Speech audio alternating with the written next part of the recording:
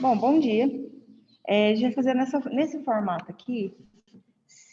Até trouxe a câmera para jogar simultâneo, tinha mandado um recado para colocar no grupo de vocês. Só que só tá a Naila. Eu conversei com a Naila, né, Naila? A Naila não importou de fazer dessa forma, olhando para aqui, olhando para ela, ela tá bem aqui na minha frente. Então, não compensa ligar a câmera para eu ficar ali realmente em pé. Se tivesse mais gente, faria isso. Então, a gente vai fazer dessa forma, tá? Vocês conseguem me ouvir bem? Sim. Tá, então vamos lá.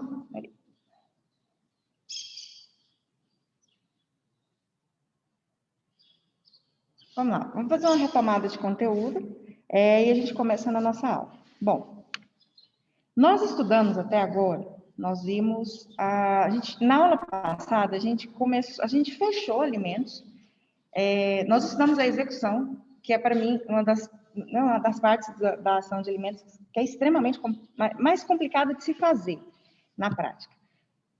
Porque o que acontece, até para fazer essa retomada? Em relação a essa execução de alimentos, só um minutinho para você interromper aqui. Só um minutinho, tá?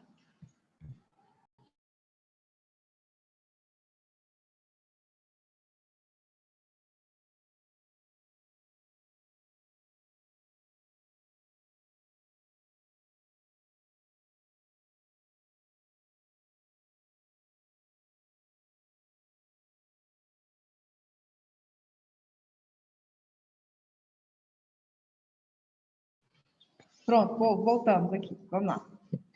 E o que acontece? Nós fizemos a parte de execução de alimentos, e aí, o problema maior do processo de execução, porque a gente sempre bate nessa tecla da questão da execução de alimentos. O problema da execução de alimentos é que ela tem dois meios de coerção. Então, quando eu vou executar um valor de alimentos, eu posso pedir sob pena de penhora e sob pena de prisão. Só que a questão é, a prisão, ela não é a atividade, o meio-fim. Ninguém quer prender, ninguém ajuiza uma ação de execução de alimentos ou pede um cumprimento de sentença querendo especificamente a finalidade prisão. A prisão é a única forma de coerção física mesmo, de privar a liberdade de uma pessoa por dívida no direito brasileiro. Então, como nós temos essa medida, o que o Código de Processo Civil fez? Ele não ajudou, porque o de 73, a gente achou que ainda ia ajudar. O de 2015 não ajudou. A única coisa que o de 2015 fez foi dizer o óbvio. Dizer que, se você tem uma ação de execução por título extrajudicial, você tem uma execução de alimentos, uma ação separada, uma ação de execução por título extrajudicial. Se os alimentos foram fixados em decisão ou sentença, a gente tem um cumprimento de sentença. Então, isso é dizer o óbvio. O problema é que o artigo 528, parágrafo 7º, ele prevê o quê? Ele prevê uma limitação para se executar pedindo a prisão, ou seja, para se executar até as 3 últimas parcelas, eu posso pedir sob pena de prisão. É isso. Então, o Código não nos diz, não prevê se existe uma limitação para penhora, se eu posso pedir a totalidade da dívida sob pena de prisão, não. Até as 3 últimas parcelas sob pena de prisão. Então, quando nós temos uma execução de alimentos de até 3 últimas parcelas, é fácil. Eu sei que eu posso ir lá executar e pedir sob pena de prisão, seja uma ação de execução por título extrajudicial, seja um cumprimento de sentença. Agora, quando eu tenho número de parcelas maiores, em atraso, aí nós temos um problema. Por quê? Aí nós teremos os entendimentos. Alguns entendimentos no sentido de que é possível, sim, se executar a totalidade da dívida sob pena de prisão. Nós temos um outro cenário que é o que mais acontece? Não, sob pena de prisão é até as 3 últimas. As demais, então, vai ter que ser sob outro meio de coerção, e o que nós temos é a penhora. E aí, em termos práticos, como que é feito? Você pode fazer numa única peça, ou você pode fazer em peças separadas. Se você faz uma única peça, ok, pode ser que o juiz aceite. O que acontece na maioria das vezes? Não aceita. Por quê? O procedimento da prisão é um, o procedimento da penhora é outro. Então, tem juízes que pedem para separar os procedimentos. Então, imagine uma dívida de pensão alimentícia de 6 meses de atraso.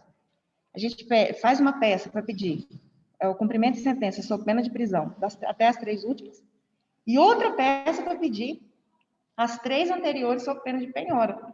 E nós dizer 2 peças para tem. Então, pode acontecer que vocês encontrem um juízo diferente que aceite uma peça? Pode. Isso varia muito. Como o Código de Processo Civil prevê o único caso que é a limitação para prisão, é possível vários cenários aqui, porque nós não temos uma previsão expressa do que fazer quando nós temos um número maior de parcelas em atraso. E nós temos 2 meios de coerção, que é a prisão e que é a penhora. Então, na verdade, quando a gente fala de execução de alimentos, o mais importante é apresentar os cenários para vocês. Não é dizer, olha, tem uma única forma correta de fazer. A única coisa que nós temos que é correto para fazer, nos termos do Código, é o quê? É pedir sob pena de prisão até as 3 últimas parcelas. É a única informação que nós temos. Agora, considerando a abertura do Código, nós temos vários cenários possíveis aí para fazer. A questão não é dizer qual que é a forma correta aqui. O objetivo é apresentar os cenários para vocês, e aí vocês vão verificar, na prática, como que aquele determinado juízo tem aceito essas questões, essa forma de execução de alimentos. O que vocês vão conhecer realmente é o cenário. E aí, na aula passada, nós fechamos esse estudo de execução, dei algumas informações da prisão civil por dívida para vocês. Quais são as questões jurídicas da prisão civil? Primeiro, é uma prisão civil. Ela é de natureza civil. É uma privação de liberdade? É. Então, a partir do momento em que nós temos uma decisão que determina a prisão civil de alguém, qualquer recurso que seja feito nesse sentido, tem que ser, que recurso que seria cabível? Então, a gente tem que tomar muito cuidado com essa palavra, porque muitas pessoas falam, o habeas corpus. O habeas corpus é cabível. Ele é cabível sempre. Por quê? A partir do momento em que nós temos uma privação da liberdade de uma pessoa, cabível impetrar habeas corpus. Ok. A questão é quando se pergunta qual o recurso cabível. E habeas corpus não é recurso. Habeas corpus é uma ação constitucional, é um remédio constitucional. Então, a gente não interpõe habeas corpus, a gente interpõe recurso. A gente impetra habeas corpus. Então, se vocês forem indagados qual que é o recurso cabível da decisão que decreta a prisão civil do devedor de alimentos, o recurso cabível vai ser o agravo de instrumento. Agora, quais medidas judiciais cabíveis em relação a essa decisão? As medidas judiciais cabíveis são, se for para discutir o mérito da decisão que decretou a prisão civil do devedor de alimentos, é o agravo de instrumento. Se for para discutir a ilegalidade dessa prisão, aí é o habeas corpus. É isso, tá? Em relação à execução de alimentos. Outro ponto. Em relação à prisão. Ainda em relação à prisão, considerando a quantidade de questões jurídicas aqui envolvidas. Uma vez que foi decretada a prisão civil do devedor de alimentos por um valor, suponhamos que ele foi R$1.000 por mês, decretou a prisão civil do devedor de alimentos de 3 meses. Ok. Sem atualização, 3.000. Suponhamos que foi decretado por 60 dias. Ele está lá preso. Ele vira e fala, não, eu não vou pagar. Eu vou cumprir os 60 dias e vou sair. Ele vai realmente sair, porque foi decretado por 60 dias. O fato dele ter cumprido a prisão por 60 dias não exime de fazer o pagamento pelo qual ele foi preso. Então, ele continua com a dívida. A prisão não substitui dívida. O que não acontece aqui? Ele não pode ser preso por essa mesma dívida. Ele pode ser preso por outra dívida. Por essa, não. Então, o que acontece? As pessoas falam, eu vou ficar aqui preso, porque aí, na hora que eu sair, não vou ter que pagar. Pelo contrário. Mas o que pode ser coagido aí para ele pagar essa dívida, já que ele foi preso e não pode ser preso de novo por essa dívida? Porque se forem vencendo, pode. A penhora. Então, vocês podem pedir penhora. Mas se não tiver bens.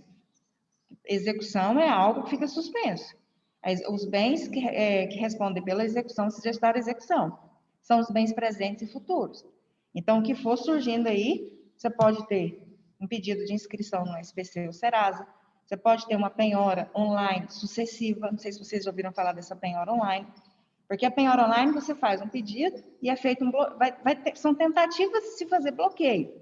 Tenta uma vez, não deu certo. Existe a possibilidade de você se fazer a penhora online, todo dia ficar lá rastreando, procurando e rastreando. É possível. Então, pode ser que uma hora entre um determinado valor lá e acaba sendo penhorado. Então, você consegue realmente dar uma travada no CPF da pessoa. Ah, pode ser que não sabe? Pode ser. Pode ser que a pessoa não tenha efetivamente nada. É onde vocês vão ter que pensar e repensar a responsabilidade da alimentícia avoinga. Se eu não me engano, até alguém fez essa pergunta na aula passada. A obrigação de alimentar avoinga. O que é a obrigação de alimentar avoinga? Vocês colocam todo mundo no polo passivo. Tanto o devedor de alimentos, como os seus ascendentes. Então, os ascendentes, aqui no caso os avós, também respondem pela dívida de pensão alimentícia em relação aos netos, tá? Então, são só algumas questões que a gente ventila em termos de... Aqui também é um autódromo, né? Aqui também é um autódromo. Sensação, ué, porque eu moro na universidade, então é o mesmo barulho que aconteceu lá agora, aconteceu aqui. Vamos lá, seguindo.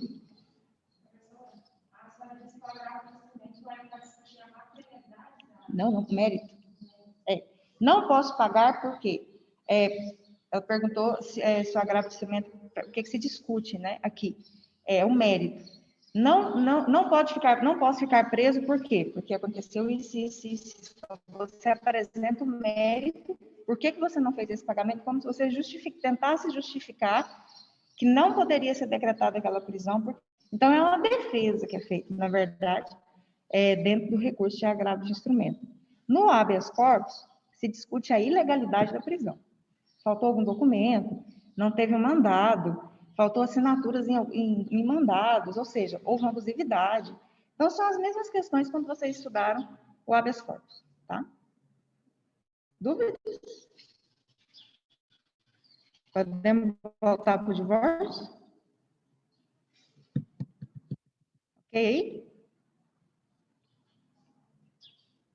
Povo, vocês estão aí? Não, estou perguntando porque a internet toda hora faz uma instabilidade aqui. Certinho, professora. Certinho, Isadora. Obrigada pelo retorno. Oi, Helic, tudo bem? Podemos continuar nesse formato? Ou liga a câmera? Ligo a câmera ou continuamos nesse formato? Não, para mim não foi. Vocês sabem. Tá bom? Sim. Tá, vamos lá, vamos seguir. Divórcio. Se vocês quiserem ficar para cá também. Divórcio. Vimos na aula passada alguns pontos importantes. Primeira coisa, verificar se é realmente um divórcio. Se é uma situação de divórcio. Nós só fazemos divórcio quando? Nós só fazemos divórcio de pessoas que estão legalmente casadas. Pessoas que estão legalmente casadas, nós fazemos divórcio. Se nós estamos diante de uma união estável, aí nós não fazemos divórcio. Nós temos uma ação própria que se chama dissolução de união estável. Se houver uma necessidade de se reconhecer essa união estável, primeiro, não teve o reconhecimento da união estável. Nós não podemos fazer uma ação puramente de dissolução de união estável. Nós temos que fazer um pedido, uma acumulação. Que pedido é esse? Ação de reconhecimento de união estável acumulado com dissolução de união estável. Então, nós temos aí toda uma questão envolvendo a união estável. É semelhante? É semelhante.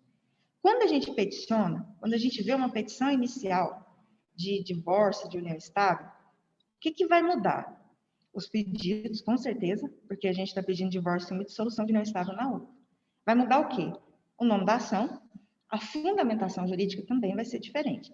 Mas quando a gente vê um processo de divórcio litigioso, por exemplo, e uma ação de dissolução de união estável também litigiosa, nós temos uma semelhança muito grande, porque o que é discutido nessa ação? As mesmas coisas.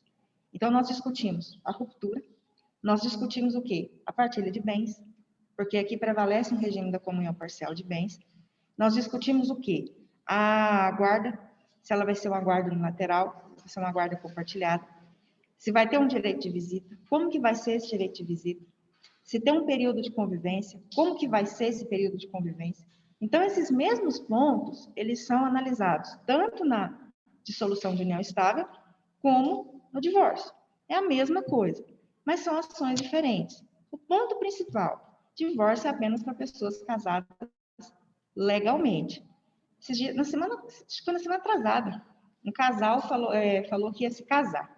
Era uma questão mais de visto. Eu até achei interessante a visão do casamento.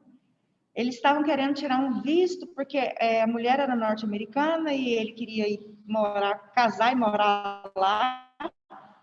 E tem todo um procedimento, porque a aquisição da cidadania norte-americana ela não é automática, aliás, ela é uma das mais burocráticas que nós temos. Realmente, o norte-americano adquire a cidadania pelo casamento. No Brasil, não, viu? Só pegando o gancho aqui, o Brasil é um dos países que tem mais impedimentos para se garantir a se adquirir uma cidadania brasileira. Super complicado adquirir a cidadania brasileira. Por exemplo, não passa pelo casamento. Se um estrangeiro se casa com um brasileiro, ele não tem direito à cidadania brasileira. Então, aqui é super complicado adquirir uma nacionalidade, uma cidadania brasileira. Mas, enfim. Já são noivos há muito tempo. Não casa, porque estava vendo a melhor forma. Ou casar lá, ou casar aqui no Brasil. E a gente fez toda a orientação. De repente, eu viro para a mulher e pergunto: tá, mas vocês vão casar quando? Ela fala: nós vamos casar agora em junho. Tá bom. Então, aí fui explicar o procedimento. Então, casou, você tem que ir primeiro para os Estados Unidos, ele não pode ir, ele vai ficar, você faz a aplicação lá, e tem todo o processo, para adquirir green card primeiro. Cidadania lá depois de 700 mil visitas e entrevistas, em razão do grande número de casamentos falsos que a gente vê acontecer para a pessoa adquirir essa cidadania. Então, é um negócio meio burocrático. A mulher vira, tá tudo certo, ok, então vocês vão, na hora que você for, vou explicar direitinho qual que é o procedimento, vai ser assim, assim, tá. A mulher, eu falei, qual é o cartório que vai fazer o casamento de vocês? Nenhum. Aí eu, como nenhum? Onde que vai ser registrado o casamento de vocês? Não vai ter. É um amigo nosso que vai celebrar. O que vocês vão fazer em junho? A festa. Mas a festa, você sabe que a festa não garante o casamento. É só uma festa. Não, mas a senhora perguntou quando que é o nosso casamento, é em junho. Eu falei, não, eu perguntei quando que é o casamento civil. Não, a gente não vai fazer, não. Eu falei, mas como que você vai dar a cidadania, que vai puxar a cidadania para a pessoa se você não está casado com a pessoa? Não, mas não é suficiente uma celebração, um termo de celebração. Tem hora que a gente quer morrer, né? Só cair duro assim para trás, escorregando, assim, fartando. Eu não. Aliás, é até melhor que você já faça esse casamento civil antes, porque, né? Também não dá para casar hoje e pedir aplicar o visto de uma pessoa outro dia, né? Então, já que você vai fazer em junho, já vai logo, resolve no civil, vai ficar mais fácil que em julho você vai, aí dá uma distância, né? Para não parecer que foi um negócio meio arranjado. Enfim, gente, tem que ter uma certidão. Pessoa casada tem certidão de casamento.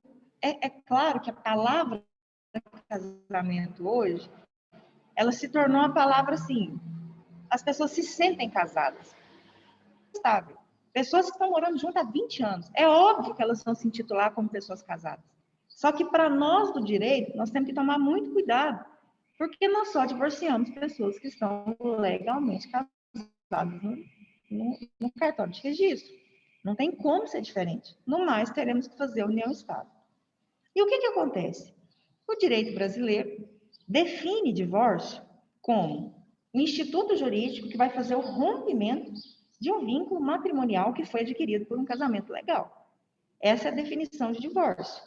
Só que nós temos várias possibilidades de se fazer esse divórcio no direito brasileiro. Então, o direito nos dá várias situações aqui para a gente poder fazer o divórcio. O primeiro ponto, nós temos que saber se um divórcio ele é litigioso ou se ele é consensual. Então, vocês conversam com o casal, por exemplo, se vocês estão na posição de advogado. Se vocês estiverem na posição de juiz, daqui a pouco nós vamos ver uma outra visão em relação ao divórcio. E Ministério Público também, uma outra posição em relação ao divórcio. Eu até falei para vocês na aula passada. Essa questão de alimentos, divórcio, é algo que abrange tudo. Ah, professora, mas eu quero ser delegado de polícia. Bom, com certeza ele atua em algum momento dessa prisão civil aí, seja com a força policial, alguma coisa vai aparecer. Então, realmente é uma matéria que toca muitas áreas, e, assim, muitas mesmo, tá? Não, professora, mas eu quero ser advogado de empresa. Tá bom, então vai chegar lá um pedido para descontar em folha a pensão alimentícia. Isso vai tocar em algum momento na área de vocês. Tem muitas questões. Ah, advogado empresarial, ótimo. Então, cadê a averbação do divórcio para abrir essa empresa. Então, tem todo o divórcio, realmente, alimentos e divórcio é algo que toca todas as áreas, até a área previdenciária. Estão lá postulando alguma coisa na área previdenciária, vai ter que saber se é uma pessoa que está em união estável, se a pessoa era casada, se a pessoa tinha uma verbação de divórcio, enfim, é algo realmente que toca todas as áreas. Bom, nós temos aí duas possibilidades. Possibilidades em termos de, ainda de litígio e consenso, porque dentro do consenso nós temos mais possibilidades. Então, se vocês têm um litígio, o que é o litígio? O litígio é uma jurisdição contenciosa. O litígio é uma pretensão de uma pessoa que está sendo resistida por outra pessoa.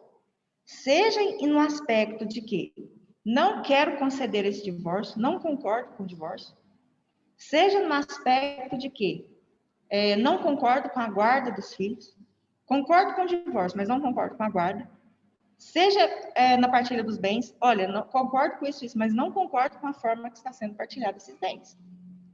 Em vários pontos aqui você pode ter um problema de divórcio. Aquela questão que eu sempre falo do divórcio em si, da pessoa virar e falar assim, não, eu não vou conceder esse divórcio porque eu não quero. Eu até daria metade dos bens. Fico feliz, daria assim, né? Nem daria, porque é direito da pessoa. Eu até concordo com a divisão dos bens. Eu até concordo com a questão da guarda. Eu até concordo com a questão das visitas. Concordo com tudo, mas não quero me divorciar. Não concordo em me divorciar. Isso não existe, gente. Não sei se vocês fizeram a leitura. Eu deixei uma sugestão na aula passada para vocês lerem. O divórcio como um direito potestativo. O divórcio é um direito potestativo. O divórcio é um direito das pessoas. Não existe lei, não existe nada que coloque uma pessoa na obrigação de estar casada com outra pessoa. Então, vamos partir para o primeiro ponto do divórcio litigioso aqui. Nós estamos com a seguinte situação. Estamos diante de um divórcio litigioso. Aqui, eu só vou pular, vou fazer lá primeiro, depois a gente volta para o consensual, tá? Deixa eu mostrar aqui para vocês. Vou compartilhar a tela.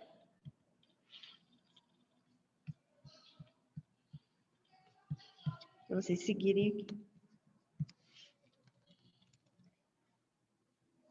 Aqui. Vamos falar primeiro do divórcio litigioso. Primeiro ponto em relação ao divórcio litigioso. Qual que é o procedimento dele? Ele é um procedimento especial. Aliás, estamos falando de procedimentos especiais. Tá. Nesse procedimento especial, qual regra vai ser aplicada para o divórcio litigioso? Vai ser o procedimento previsto no artigo 693 do Código de Processo Civil. Então, vocês vão fundamentar a petição inicial de vocês no artigo 693 do Código de Processo Civil. Que procedimento é esse? É o procedimento das ações de família. Então, o divórcio litigioso está inserido nos procedimentos das ações de família. É um procedimento diferente do procedimento comum? É. Ele tem prazos mais curtos, ele tem uma audiência de mediação já prevista, está prevista uma audiência de mediação. Então, a gente vai falar um pouquinho dessa audiência de mediação. Até porque, quando a gente fala em divórcio litigioso, na concepção dos civilistas, dos profissionais da área do direito de família, até o próprio divórcio litigioso, ele não é tão litigioso como ele sempre foi. Porque o que acontece? Existem tantas possibilidades de já se resolver algumas situações no início do processo, que acaba que o litígio, o processo vai seguir em relação ao litígio, especificamente alguns pontos do litígio. Então, por exemplo, se o litígio é apenas em relação à guarda dos filhos. Porque um quer a guarda unilateral, o outro quer a guarda compartilhada, e está aquela brigaiada por causa da guarda. É possível se resolver o divórcio, é possível se resolver a partilha, é possível se resolver a pensão, já ser fixado, e o processo ir continuando. Ele vai afunilando e continuando apenas em relação ao único ponto. Mas como que isso é resolvido no processo? O Código de Processo Civil trouxe um tipo de sentença que não tinha no Código de Processo Civil de 73. A gente chama de sentenças parciais de mérito. Então, a todo tempo no processo, quando uma situação ela é resolvida, ela deixou de ser controvertida, é possível ter 10 sentenças no processo? É. Se tem 15 tipos de pedido diferentes, e a gente vai eliminando e resolvendo um por um, é possível que o juiz vá fazendo sentenças, pequenas sentenças, que vão resolver determinadas situações. Então, em uma ação de divórcio litigioso, por exemplo, é possível se ter uma sentença já decretando o divórcio e o processo continua. Aquela sentença ela é considerada, chamada de sentença parcial de mérito. Ela resolveu o mérito parcialmente, porque o processo ele vai continuar. Essa matéria vocês devem ter visto no Direito Processual 2, as chamadas sentenças parciais de mérito. Então, até no divórcio litigioso, hoje, antigamente era uma luta para se fazer um divórcio. Gente do céu, o trem era litígio. Não, era um não vou dar o divórcio do começo ao fim. Era briga de bens do começo ao fim. Não, tinha que justificar por que estava tendo essa ação de divórcio, por que não estava tendo essa ação de divórcio. Então, era muito complicado. Essa ação de divórcio litigioso, vocês vão identificar que é um divórcio litigioso na hora. Por quê? Se tiver um ponto que não tem acordo, não adianta querer fazer esse divórcio no cartório, porque vocês não vão conseguir. Vocês podem fazer o quê? O divórcio. Só o divórcio. Agora, o restante, se não tem acordo, às vezes as pessoas, não, divorciar eu quero, mas não nessas condições. É possível fazer um fracionamento. Você vai lá, faz o divórcio no cartório e deixa as outras questões para serem discutidas em outro processo. Se vocês perguntarem minha opinião, é interessante fazer isso, eu acho um gasto desnecessário. Por quê? Hoje, no próprio divórcio litigioso, você consegue uma decisão concedendo o divórcio e o processo continua em um único procedimento. Vocês vão ter dois gastos. Primeiro vai ter o gasto concessório para fazer esse divórcio e depois fazer isso judicialmente. Faça um único procedimento. Isso é só uma sugestão. Se tem alguém que fala, não, professor, não é o processo. Você está animado a pagar duas despesas, então vai lá e faz o divórcio no cartório e continua com o divórcio judicial para as outras questões, tá? Eu recomendo, considerando a atual jurisprudência, que se faça a ação de divórcio toda judicial e peça uma tutela de evidência para ser concedido um divórcio. Vocês continuam ali sem ter que fracionar os procedimentos. Então, a jurisprudência já está bem ampla, está bem tranquila em relação à possibilidade de se conceder divórcio, já a título de tutela de evidência, e fica muito mais fácil. Eu entendo que sim. E os gastos vão ser, com certeza, os gastos vão ser bem menores. Então, o que acontece? Vamos pensar agora na petição inicial de divórcio. Nós estamos aqui com uma ação de divórcio, uma petição inicial de divórcio. Então, nós temos o endereçamento, competência aqui é a vara de família. Não tem essa regra mais do foro da mulher, isso sumiu do código. Então, nas ações de divórcio, não tem essa prevalência do foro da mulher.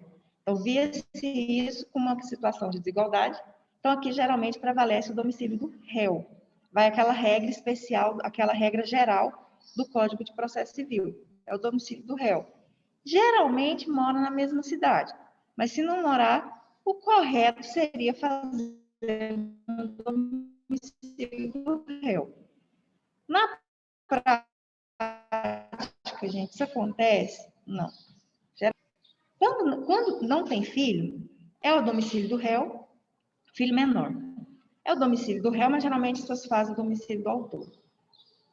Porque é um caso de incompetência em razão do local que não pode ser conhecido de ofício pelo juiz. A outra parte que vai ter que alegar em preliminar de contestação.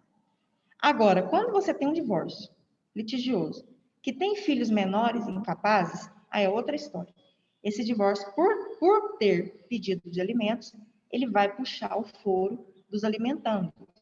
E aqui nós teremos uma possibilidade, não é nem uma possibilidade, vai acontecer desse divórcio ficar, geralmente, no domicílio de quem ajuiza a ação, porque tem filhos menores envolvidos, e acaba ficando naquele determinado domicílio. Tá.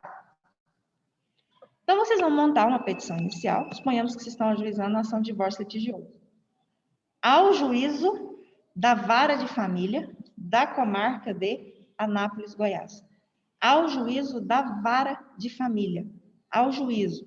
Não é excelentíssimo senhor doutor juiz, ao juízo da vara de família da comarca de Anápolis, Goiás.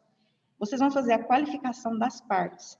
Aqui nós chamamos de partes, porque nós estamos tratando de uma jurisdição contenciosa. É uma jurisdição contenciosa, é um contra o outro, é um em face do outro.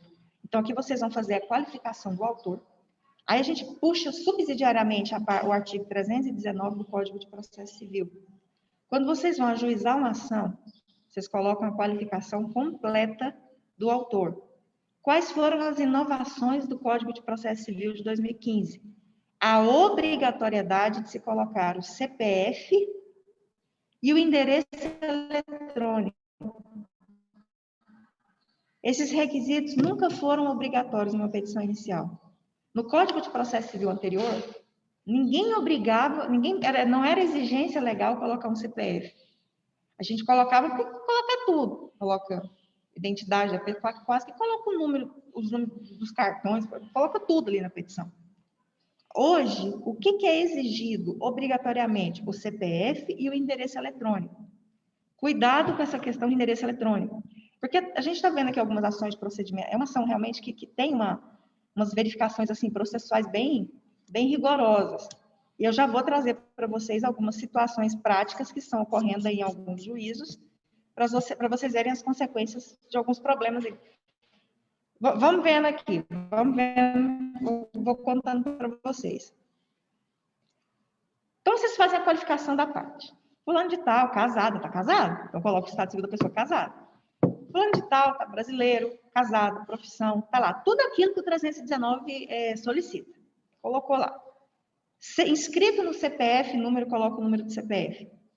Se vocês não colocam o endereço eletrônico, o que é o endereço eletrônico? O e-mail da pessoa. É um e-mail. Então, o que vai acontecer aqui? Pode acontecer duas situações. Ou nada, não colocou e-mail, não aconteceu nada. A petição inicial está lá, passou normal pelo juiz, o juiz mandou marcar audiência de mediação, não teve, o réu apresenta contestação, tem instrução, não tem e-mail nenhum aparecendo. Hoje é muito difícil na pandemia, porque eles pedem os dados, tanto o número de telefone como o e-mail, para fazer as audiências por meio das plataformas. Hoje sim, mas em circunstâncias fora pandemia. Pode ser que não aconteça nada. Agora, pode ser que aconteça o extremo. Já tem umas 10 decisões em Goiás, despachos em Goiás, 10, inclusive 3 em Anápolis. Já tem 10 que nós contabilizamos, de juízes e juízas pedindo para emendar a petição inicial para juntar o e-mail da parte autora. Emenda. Eu sempre penso em emenda, eu tenho pavor de emenda. Por quê? Porque a emenda realmente atrasa o processo. Ah, mas para informar e-mail? Sim, para informar e-mail. Por quê? Porque está no artigo 319. Consta como requisito obrigatório.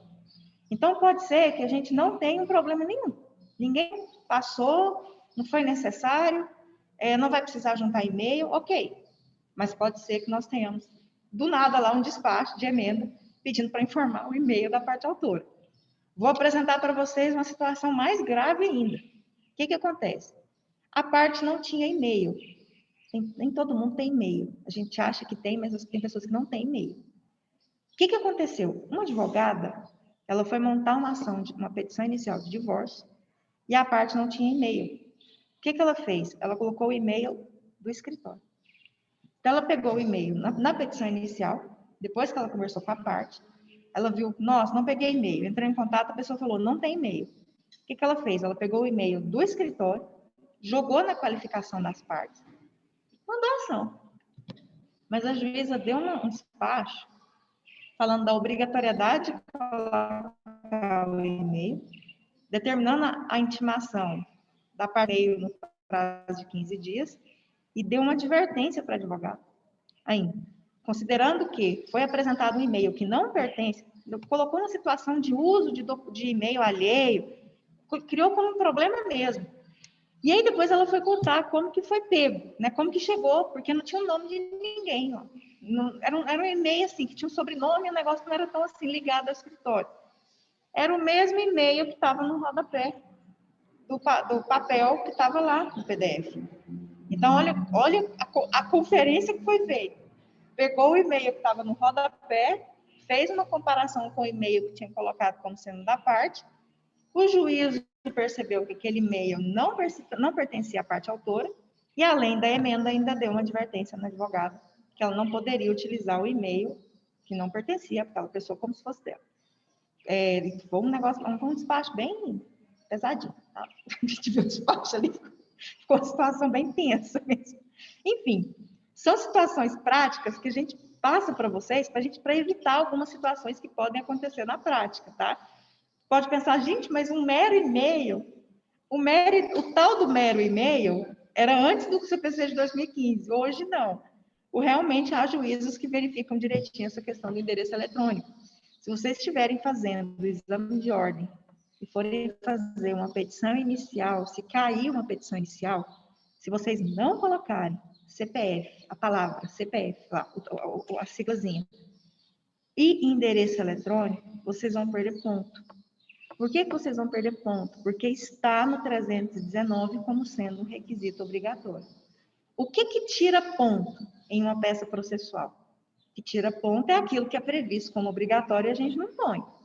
Ah, professor, eu não vou pôr a identidade. Se eu não colocar lá, se eu não fizer menção à identidade, eu posso perder ponto? Não. Porque em nenhum momento o Código de Processo Civil está exigindo o número da identidade.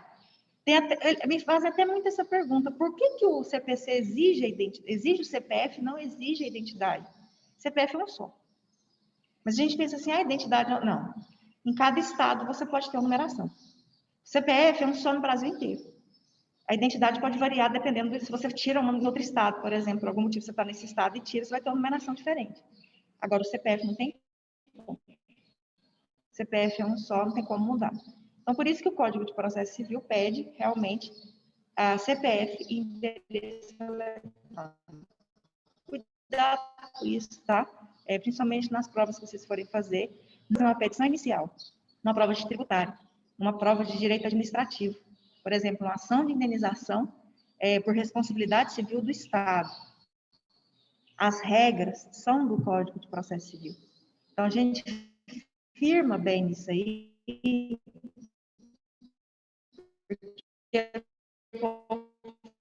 não, mas eu não quero mexer com o processo civil. Eu quero fazer administrativo. Eu quero fazer brasileiro. O Código de Processo Civil ele está ligado em vocês para o resto da vida.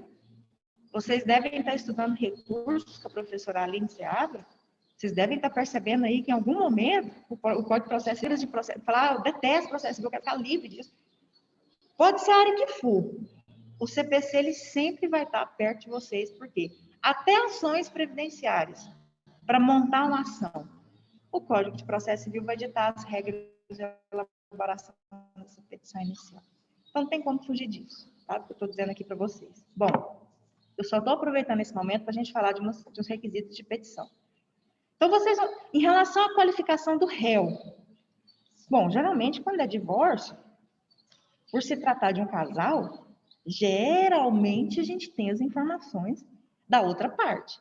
Se fosse uma outra ação aqui que eu estivesse falando, uma ação de indenização por acidente de trânsito, por exemplo, ou uma ação de cobrança de uma pessoa que eu nunca tive um contato, uma relação, fica mais difícil, às vezes, a gente conseguir a qualificação do réu.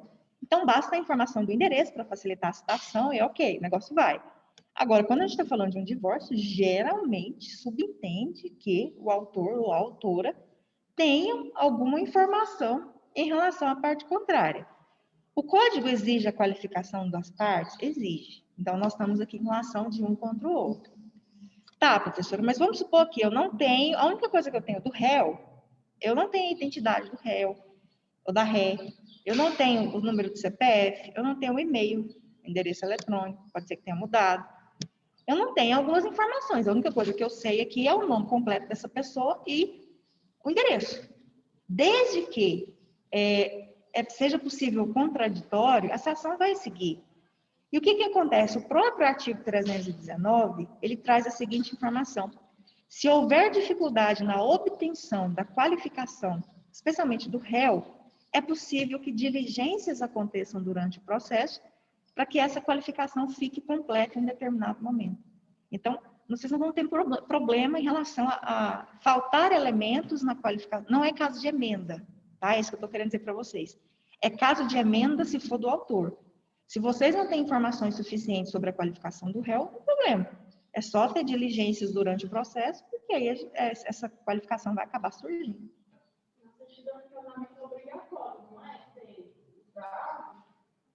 Tem certidão de casamento que... Isso. Tem certidão de casamento que tem, né? Tem certidão de casamento que não tem. Não é obrigatório? Cada cartório faz... O que é obrigatório é o cartório ter. Então, quando as pessoas vão fazer lá o casamento, eles pegam todos os dados. Mas nem todos os dados vão para essa certidão de casamento.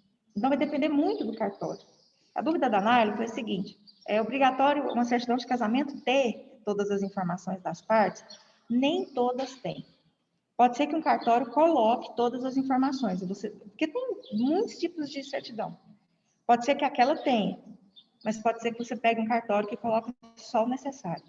Porque o que é obrigatório no cartório é ele ter as informações, mas cada um coloca a quantidade que ele entende necessário na certidão. Pode ser que você tenha uma bem completa, pode ser que você não tenha quase nada. Só o nome. A gente tem muita dificuldade. Muitas informações a gente pega em certidões, certidão de óbito, certidão de casamento. Principalmente porque a gente trabalha com cidadanias, às vezes fica fazendo rastreamento por documentos nas certidões. Onde a pessoa nasceu, que está, onde facilita, mas tem umas que não tem nada. Então, às vezes, a gente fica aí com a deficiência para montar a qualificação das partes. Tá, montou a qualificação. Como que vem o nome da ação? Apesar do nome da ação não ser obrigatório, porque o nome de ação não é obrigatório. A gente sempre estudou isso no processo civil. Às vezes a gente fica morrendo por causa do nome de uma ação. Mas por que a gente morre por causa do nome da ação? Porque os pedidos têm relação com o nome da ação. Então a gente fica tentando pesquisar o nome da ação, mas na verdade é para montar os pedidos. Mas se você monta os pedidos, enfim, você acaba tendo o nome dessa ação. Muito se discutiu já se o nome da ação era obrigatório ou não. Hoje em dia não faz o menor sentido discutir isso. Por quê? Antigamente os processos eram físicos. Então, quando vocês iam ajuizar uma ação de um processo físico, vocês iam lá no protocolo, então corria o risco de quem fosse fazer o cadastro não ter conhecimento ali de realmente que nome da ação era aquele, fazer o cadastro. Então, eles geralmente vão na petição inicial. Hoje nós estamos no processo virtual. Já vou dizer para vocês podem não colocar, hoje já tem tempo, vocês podem até não colocar o nome da ação, mas para cadastrar essa ação, vocês vão colocar o nome dessa ação 50 vezes quase dentro do projeto. Então, acaba que essa discussão perdeu o sentido. Não é obrigatório colocar o nome da ação? Não. O que é obrigatório é o que está no 319. Mas, assim, entendam o seguinte, não é obrigatório, mas também não estou dizendo que não é importante. É importante colocar o nome de uma ação. É prática colocar o nome de uma ação. Mostra ali que vocês estão colocando o conhecimento do nome da ação e ela tem correlação com aquele pedido que vocês estão fazendo no final. Então, é importante se colocar o nome da ação. Vocês podem até não colocar na petição. Eu falar, olha, eu vou na OAB não inova não. Tá? Eu até brinco. Quando vocês quiserem fazer umas teorias, discutir teses, encrencar com o CPC, encrencar com a FGV, ou encrencar com a banca, não gosto da VUNESP, vamos supor que tem alguém na sala que vai fazer magistratura em São Paulo. Todo mundo faz magistratura, sabe que é a VUNESP que faz a prova. As questões super fáceis. Então, assim, quem tem sonho de ser juiz aí na sala de aula, se gostar de São Paulo, já estou dando uma dica antes. Quando a gente pega as questões da VUNESP, eu falo, não tem lógica que cair nessa prova. É muito fácil. Então, e assim, vocês estão no nono período, gente. Em algum momento aí vocês já têm que decidir o que vocês pretendem. Eu sempre falo, no direito, as pessoas falam, nossa, o direito é uma área tão ampla. Isso é um problema, às vezes. Por quê? Porque você estuda aleatório. Você fica muito aleatório aí na vida. Então, vocês pegam hoje um livro de direito penal, começam a estudar teoria do crime. Aí pega amanhã, pega um livro de processo civil, começa a estudar normas fundamentais do processo civil. Mas sem um foco, só sai pegando e estudando. Chegou um momento aqui agora na vida de vocês precisam definir o que... Não sei, professor. É muito difícil essa decisão, é mesmo. Mas vocês têm que pelo menos excluir. Quando a gente não tem uma decisão. Quem tem, olha, eu quero ser advogado. Então já pega esses exames de ordem e vai fazer. Para treinar para fazer a prova, porque vocês vão ter que fazer essa prova de qualquer jeito. Se já definiu, não, eu estou fazendo direito porque eu sempre quis magistratura. Então já prepara. Você pega ali e vê o que é que realmente é cobrado nos editais. Se for mais ainda, eu quero magistratura Goiás, eu quero magistratura São Paulo, eu quero DF. Então, melhor ainda. Foca especificamente, porque isso é um concurso estadual. E cada estado tem um perfil de prova. Vai fazer prova para delegado lá no Rio de Janeiro para vocês verem o que vai cair. Faz prova para delegado de polícia aqui para ver o que vai cair. São provas completamente diferentes. Então, vocês precisam realmente já começar a pensar o que vocês pretendem. Se vocês não têm essa noção ainda do que, olha, eu acho que pelo menos elimina. Detesto previdenciário, eu não quero nem ver previdenciário na minha frente. Não gosto, amo a área trabalhista. Então já começa a focar na área trabalhista. Não sei, mas eu não sei se eu quero ser advogado trabalhista ou juiz trabalhista. Eu sei que eu quero federal. Eu quero magistratura federal. Então é outro perfil de estudo. É uma hora de focar mesmo, de fazer recortes. Chegou um momento, aliás, já era para ter acontecido. Mas quem não fez ainda, façam os devidos recortes. Detesta advocacia. Então, esquece esse ponto. Professora, quer ser delegada de polícia. Ótimo. Então, a gente já sabe o que você tem que saber, assim. Você tem que fechar a prova. Todo mundo que faz concurso para delegado de polícia ama penal. É até engraçado falar, porque você não tem que gostar de penal e processo penal. Tem que amar, idolatrar, viver, respirar. Por quê? Todo mundo que faz essa prova, fecha a prova. As pessoas que fazem concurso para delegado de polícia, por exemplo, elas fecham a prova. Elas já são treinadas para fechar a prova de penal e processo penal. Onde que sai a diferença ali na aprovação? Nas matérias que eles não gostam. Porque cai ou civil, geralmente é civil, ou processo civil. E quem estuda demais penal e processo penal, não olha muito para essas matérias. E aí é onde tem os pontos de corte, onde tem a diferença. É onde não gosta. Então, nossa, fechei a prova de penal e processo penal para delegado. É o mínimo que você tem que fazer, é fechar essa prova mesmo. Agora, a diferença é o mínimo. A pessoa tem que saber quase tudo. O que você precisa diferenciar é naquilo que quase ninguém gosta. Então, você pega um concurso para delegado que a pessoa fechou penal, processo penal, fechou civil. Civil, por exemplo, a chance de aprovação é muito grande, porque a diferença não está no óbvio, a diferença vai estar naquilo que não é procurado. Mas, enfim, a gente estava conversando aqui sobre essas questões de área, mas voltando aqui para essa questão da petição do divórcio, tá? A gente vai aproveitando alguns momentos aqui para conversar um pouco. Vocês agora, essa questão do nome da ação, né? Não é obrigatório, mas é importante. Agora, quando vocês vão montar os fatos, tá lá, chegou, dos fatos, vocês precisam apresentar para o juiz ou para a juíza, dentro da petição inicial, o porquê daquela ação ser litigiosa. Porque não adianta você chegar lá na petição inicial e falar que o casal conviveu em matrimônio por tantos anos, tiveram tantos filhos, adquiriram tantos bens, a guarda pretende ficar com isso, e parecer que não tem um litígio. Você tem que dizer para o juiz, olha, o casal está casado, o autor foi casado, né, com o réu tantos anos. Em relação disso, tem 3 filhos menores. Ocorre que, aí tem um problema, ocorre que a requerente pretende a guarda unilateral e não entrou em um consenso com o requerido em relação a essa guarda, pois o mesmo pretende a guarda compartilhada. Então, vocês vão apresentando por que existe um litígio. Porque a gente às vezes pega uma petição inicial de divórcio e não entende. Por que essa ação é litigiosa? Parece que está tudo certo aqui. Então, tem que realmente parecer que tem uma lide aqui. Ou então, tá lá, chegou, o casal adquiriu os seguintes bens. Aí vocês colocam a relação de bens. Aí, de repente, tem uma casa lá, que ela veio de uma herança. E aí está tendo a briga se essa casa vai entrar ou não vai entrar, porque o regime da comunhão parcial, e aí o outro está falando que não vai entrar, porque foi por herança, e aí bem de herança não entra, e a outra está brigando, não, entra, porque é comunhão parcial, então está tendo um problema em relação à casa.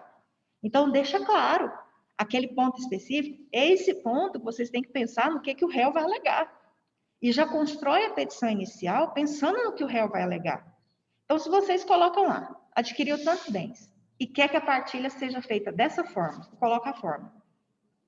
Vai chegar lá na defesa, o cidadão ou cidadã vai vir lá na contestação e vai arrebentar falando que foi bem de herança. Já antecipa a situação na petição inicial e já demonstra que a pessoa tem direito àquele bem, porque na hora que for fazer a contestação, já está uma questão que o juiz já tem conhecimento, não, já sabia, né? Ela alegou isso aqui, mas ela está conseguindo demonstrar que ela tem direito à parte desse bem, primeiro, porque ela contribuiu para a quitação desse bem. Segundo, porque aqui é um regime da comunhão parcial, então vocês já colocam as questões jurídicas antecipando o que vai vir lá na frente. Então, é bem interessante que toda vez que vocês montarem uma petição inicial, às vezes a gente faz, quando a gente está aqui, todo mundo na sala de aula, antigamente a gente fazia muita petição aqui nas salas, e eu entregava o caso. Nossa, chegava para mim assim, dos fatos, casou tal dia, tantos filhos, a guarda quer assim, a visita assim, os bens são esses, a gente quer a partilha dessa forma, artigo 693, requer a procedência do pedido, uma petição assim. Você olha e fala assim, mas onde é que está o litígio aqui? De repente, vê uma contestação daquelas, você até perde o rumo. Não é essa maravilha que está sendo contada na petição inicial, não. Tem isso, sai aquele tanto de problema, assim, que você, como advogado do autor, nem sabia o que estava acontecendo. Aí você tem que fazer uma réplica, que é até muito mais complexa que a própria petição inicial. Então, a petição inicial realmente é uma peça que abre o processo, que tem que ter todas as informações aí, de forma a travar completamente uma contestação. Ok, contou os fatos, apresentou os direitos. O que eu recomendo na petição inicial de divórcio litigioso? Que vocês separem por tópicos. Então, coloca lá. Do casamento não tem necessidade, dos filhos não tem necessidade, é só colocar nos fatos. Da guarda e do direito de visitas, ou da guarda ou do período de convivência. Então, vocês vão contar. Excelência, a requerente já exerce, ou o requerente já exerce a guarda de fato dos filhos menores. O que é exercer a guarda de fato? O casal se separou. Os filhos automaticamente ficaram com alguém, mais com alguém. Alguém sempre fica com um tempo maior ali cuidando e outra pessoa fica mais com questões de visitas, seja na própria casa, seja fora da casa. Então, se vocês estão atuando para quem tem mais contato com os filhos, essa pessoa, geralmente, a gente fala que ela tem a guarda de fato. Qual que é a diferença de guarda de fato para guarda de direito? A guarda de fato é aquela que acontece naturalmente. Suponhamos que aconteceu uma separação. O divórcio ainda não. Vamos supor que a mulher saiu da casa, um casal, tá? Uma mulher saiu da casa, deixou os filhos com o homem. Tá lá. Depois de 3 meses, vocês vão ajuizar uma ação de divórcio. A mulher foi lá umas 2, 3 vezes ver os filhos. Quem está exercendo a guarda de fato é o requerente, é o pai das crianças. Então, ele já está com a guarda de fato. Então, quando já existe uma guarda de fato, fica mais fácil conseguir a guarda unilateral dessas crianças. Quando a coisa sempre é um pouco mais dividida ali, aí é tendência a se partir para uma guarda compartilhada. Mas façam por tópicos, da guarda e do direito de visita, do período de convivência. Vocês aqui não tem como fugir. Ou vocês vão pedir uma guarda unilateral, com direito de visita, daqui a pouco a gente fala desse direito de visita, ou vocês vão pedir uma guarda compartilhada. Quando ela é fixada, muitas pessoas pensam assim, nossa, mas a guarda... Deixa eu parar de compartilhar. A guarda compartilhada é porque vai ser dividido. Uma semana com a genitora, uma semana com o genitor, enfim. O casal pega ali e divide tudo. Isso não é guarda compartilhada. Pode até ser, tá? Povo, quando travar, é a internet maravilhosa aqui na instituição. Mas logo volta, tá? Aparece para mim que dá uma instabilidade de internet. Mas logo ela volta aqui. Pelo menos hoje, estamos com sorte. Essa questão a questão da guarda é o seguinte. A guarda, para vocês terem noção, porque cada caso vai depender, né? Cada caso é um caso. A guarda unilateral é aquela guarda em que realmente, né, as crianças ficam ali na guarda de uma pessoa E a tomada de decisões é feita por essa única pessoa. Então, o que tem que acontecer? Uma comunicação da decisão. Então, suponhamos que tem um casal que tem filhos na escola. E esses filhos estão lá na escola e quem tem a guarda unilateral quer mudar de escola. A pessoa simplesmente vai lá, ela tem um termo de guarda. Ela vai lá, ela muda essas crianças de escola e comunica o genitor ou genitora que fez essa mudança. Quando nós temos uma guarda, é um exemplo, tá? Quando nós temos uma guarda compartilhada, não pode ter essa mudança de escola sem que ambos participem dessa tomada de decisão. Ah, mas como que vai controlar isso? Geralmente tem as notificações. Então, por exemplo, a guarda foi fixada de forma compartilhada. E aí um dos pais foi lá e conseguiu, né, tá lá solicitando a mudança da escola. A outra parte fica sabendo, fala, não, eu tenho que participar dessa tomada de decisão aqui. Geralmente os advogados notificam a escola. Ou então, se a escola não cumprir, informa para o juiz e pede para o juiz mandar um ofício para a escola, que não pode tomar nenhuma decisão sem chamar os pais, os dois. Não dá para fazer só por um.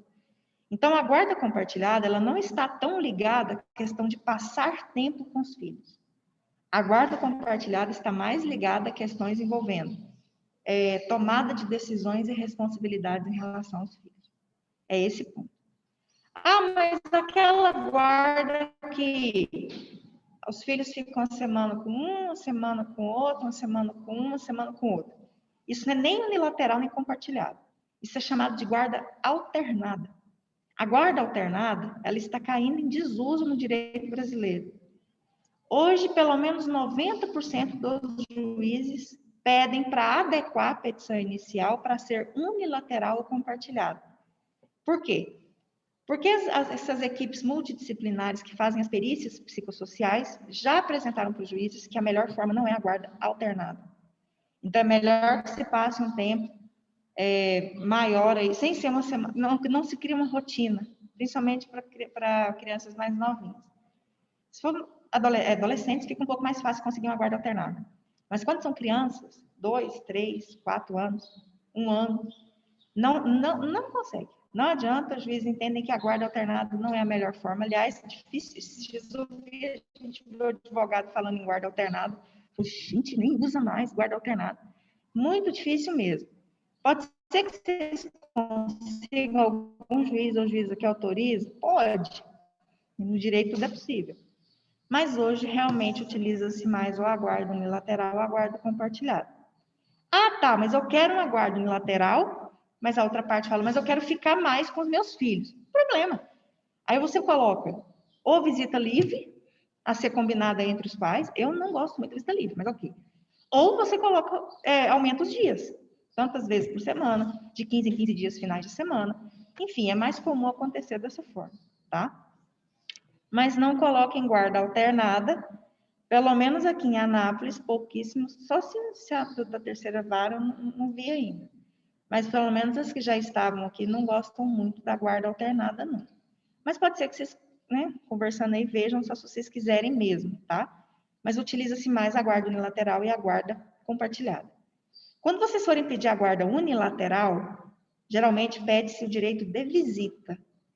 Então, requer a fixação da guarda unilateral para fulano, com direito de visita da outra parte. Se vocês estão pedindo a guarda compartilhada, não se utiliza muito o termo direito de visita. Utiliza-se mais o termo período de convivência. É porque o código traz essas palavras. Então, a gente usa as palavras, os termos corretos. Então, se vocês estão pedindo guarda unilateral, geralmente pede a guarda unilateral com direito de visitas da seguinte forma. E aí vocês apresentam a forma que vocês entendem que seria interessante. Claro que isso vai ser resolvido, não é definitivo. Vai ser dialogado, conversado, para ver se a outra parte também concorda dessa forma. Agora, se vocês estiverem pedindo a guarda compartilhada, o direito, o nome é período de convivência. Ah, mas se eu usar o nome direito de visita para guarda compartilhada, ninguém vai morrer por causa disso, ninguém vai xingar, obrigar, mandar arrumar a petição por causa disso.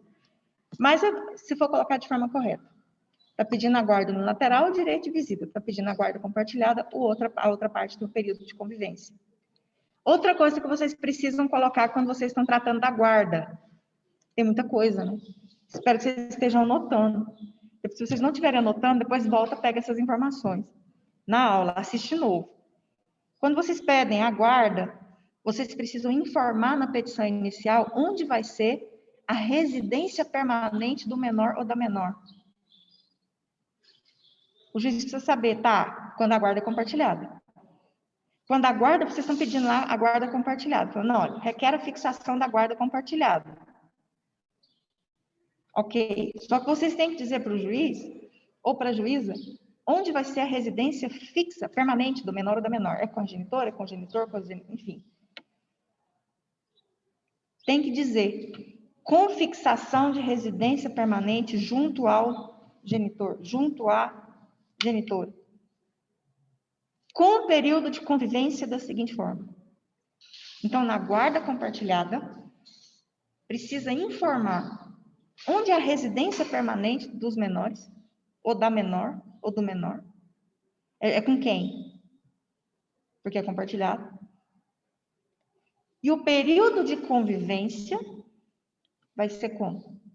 Aí vocês apresentam. É livre? É toda quarta, quinta e finais de semana alternados? Vocês vão definir. E tem que definir detalhadamente. Por exemplo, em feriados, como que vai ser? Como que vai ser em Carnaval? Semana Santa?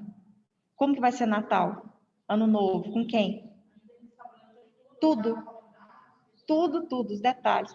Datas de aniversário. Geralmente você coloca assim, nos natais, o primeiro será com um, o segundo com o outro. E depois de forma alternada. Feriados.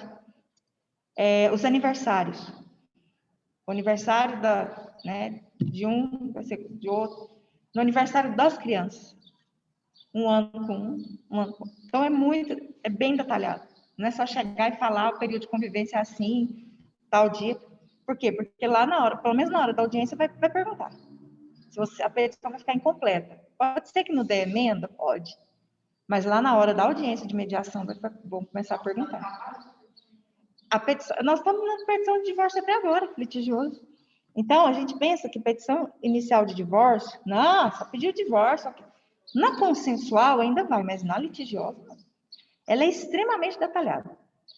Terminou esse detalhamento da petição inicial em relação à guarda, vocês vão passar para os alimentos. Tem alimentos aqui, os alimentos são irrenunciáveis, tem filho menor.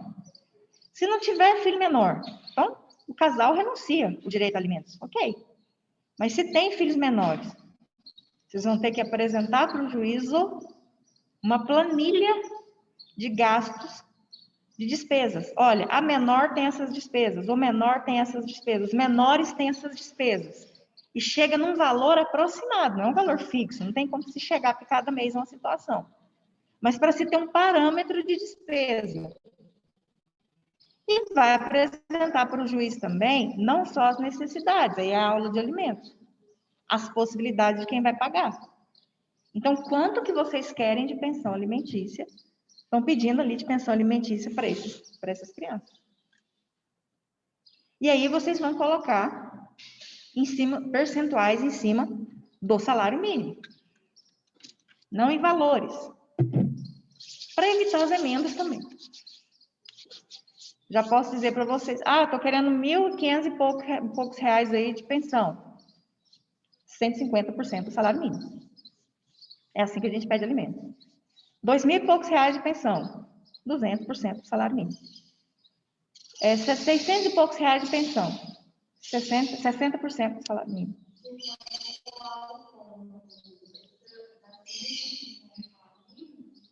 Tudo em cima do salário mínimo.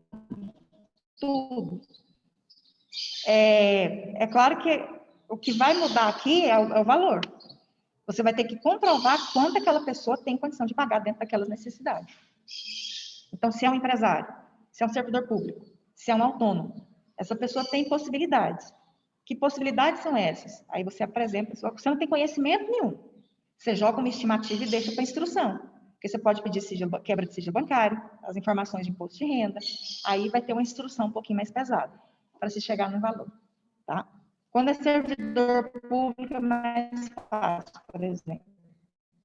fazer pedir desconto em folha, já tem noção do que ganha, pede o desconto em folha. Agora, tem instruções de alimentos que são mais pesadas, que elas ocultam as suas rendas. Coloca uma renda comprovada e oculta uma renda ali, faz valores não contabilizados. A gente chama de caixa 2, né? Valores não contabilizados é uma forma mais sofisticada de chamar o caixa 2. Você joga um valor por estimativa. Até porque você tem que pedir alimentos provisórios. Mas depois da instrução, esse valor vai ser modificado. É porque você precisa pedir alimentos provisórios, então você tem que jogar um valor estimado. Tá. Pensão dá muito trabalho também na petição inicial, na ação de divórcio. E a gente chega na parte dos bens. É aquela parte que meu bem virou meus bens. É ótimo. O que acontece? Vocês fazem uma relação dos bens que foram adquiridos durante o casamento. Todos os bens que foram adquiridos, os que serão partilhados. Sugestão, um tópico para relacionar os bens e outro tópico para fazer como que vai ser a partilha. Então, você relaciona todos os bens e aí você vai pedir a partilha. Aí você coloca, esse em relação a esse imóvel, 50%, em relação a esse imóvel, 50%. Vai pedindo. Lembrando que partilha é tanto de bens como de dívidas. A gente partilha bens e dívidas. Então, não se esqueçam desses detalhes que dívidas podem aparecer. A gente acha que não tem, casal se divorciando tem uma empresa. Aí vai lá e fala, eu quero metade dessa empresa. Tá bom, a gente vai colocar metade da empresa. Você não precisa falar caixa 2 não, viu, maluco? São valores não contabilizados. Você pega uma forma mais sofisticada para falar caixa 2. Mas você tem que colocar, né? Um caixa 2, né, gente? Não tá, valores que não são contabilizados de alguma forma, é um tipo de caixa 2. Tá ali, oculto, né? Em algum lugar. A pessoa tá lá. Gente, vocês vão passar por situações em divórcio, em audiência, que tem pessoas que têm coragem de falar que não tem nada. Dá até vontade de virar, abrir a boca. Nossa Senhora, tem hora que a gente dá vontade de falar, você está precisando da cesta básica? Já manda uma cesta básica para você. Porque a pessoa não tem lógica. Você chega lá, você olha para a pessoa, empresária ou empresário, só tem condição. Aí a pessoa tem coragem de falar assim, eu não tenho R$1 para pagar a pensão. Dá vontade de tirar um dinheiro, entregar lá. Não, você quer para você pegar o ônibus, ir embora, não tem condição, né? Tem que ser informado, Isadora. Quando você fizer a descrição dos bens, você relaciona esse bem e coloca essa observação. O bem encontra-se com alienação fiduciária por isso. Porque na hora de fazer a partilha, isso vai ser levado em consideração. Aí pega-se um valor de ágio, o que já foi pago, pega quantas parcelas faltam, por exemplo, a juíza pede. Quantas parcelas já foram pagas, quantas parcelas ainda faltam, porque depois, lá na hora da partilha é feita meio que uma organização para ser compensado. Então, vamos supor que alguém quer ficar com esse bem, mas aí outra parte tem que se comprometer a fazer um pagamento, então abre mão de outro bem em relação a esse ponto aí. Não tem problema, é perfeitamente possível fazer essa partilha, só que tem que ter essa informação. E quem decide mesmo, quando tem principalmente esses bens que estão com alienação fiduciária, é o juiz ouvindo as partes. Então, ele vai colocar a situação, olha, esse bem aqui foi pago tanto, de ágio, por exemplo, e foi pago tantas parcelas e tem essa quantidade aqui para pagar. Quem que tem interesse em ficar com esse bem? Alguém tem interesse em ficar com esse bem? Tem muitos caminhos. Alguma das partes pode virar e falar assim, não, eu não quero, eu não quero. Então, ok, não vou colocar o bem à venda. Coloca o bem à venda, faz as quitações necessárias e o que restar, faz a divisão em 50% e tem que apresentar, né? A comprovação, até porque se não fizer, a pessoa vai em juízo e vai requerer. Não adianta. Então, vai depender muito da situação. Vamos supor que uma pessoa fale assim, não, eu quero ficar com esse bem. Eu posso continuar pagando. Então, com certeza, ele vai ter alguma coisa a mais ali. Por quê? Para ter uma compensação. Pode ter compensação em dívidas de partilha? Pode. O que não pode é a compensação em dívidas de alimentos. Mas na partilha, pode ser que fale assim, não, esses bens que estão com alienação, você pode ficar com eles, mas também a pessoa acaba ficando com um bem só. Porque a outra pessoa ficou com tantos bens com alienação. Então, o que não pode acontecer? O que não pode acontecer é uma partilha que tem uma desigualdade muito grande. Se tiver desigualdade muito grande ali naquela partilha, o Ministério Público vai querer entender o que né, o que aconteceu. Por que chegou naquele ponto que... Tem um trem meio complicado que acontece na vara de família, para evitar algumas fraudes também. Tem gente que simula divórcio, gente. Tem gente que simula divórcio por causa de dívida. Então, vai lá, simula divórcio.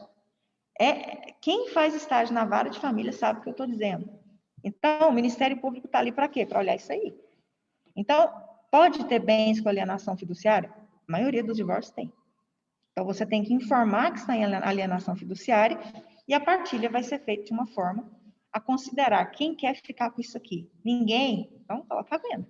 Coloca a venda, quita e o restante aí faz essa partilha, tá? Então, é bem comum que tenha bens com alienação fiduciária. Bem comum mesmo, ok?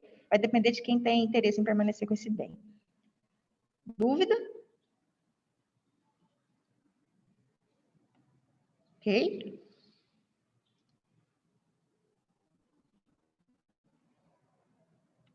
Isadora? Conseguiu compreender? Consegui, professora.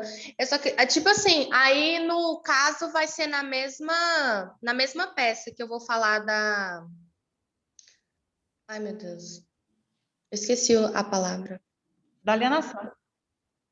Isso, dos bens. Da partilha. Da partilha, isso.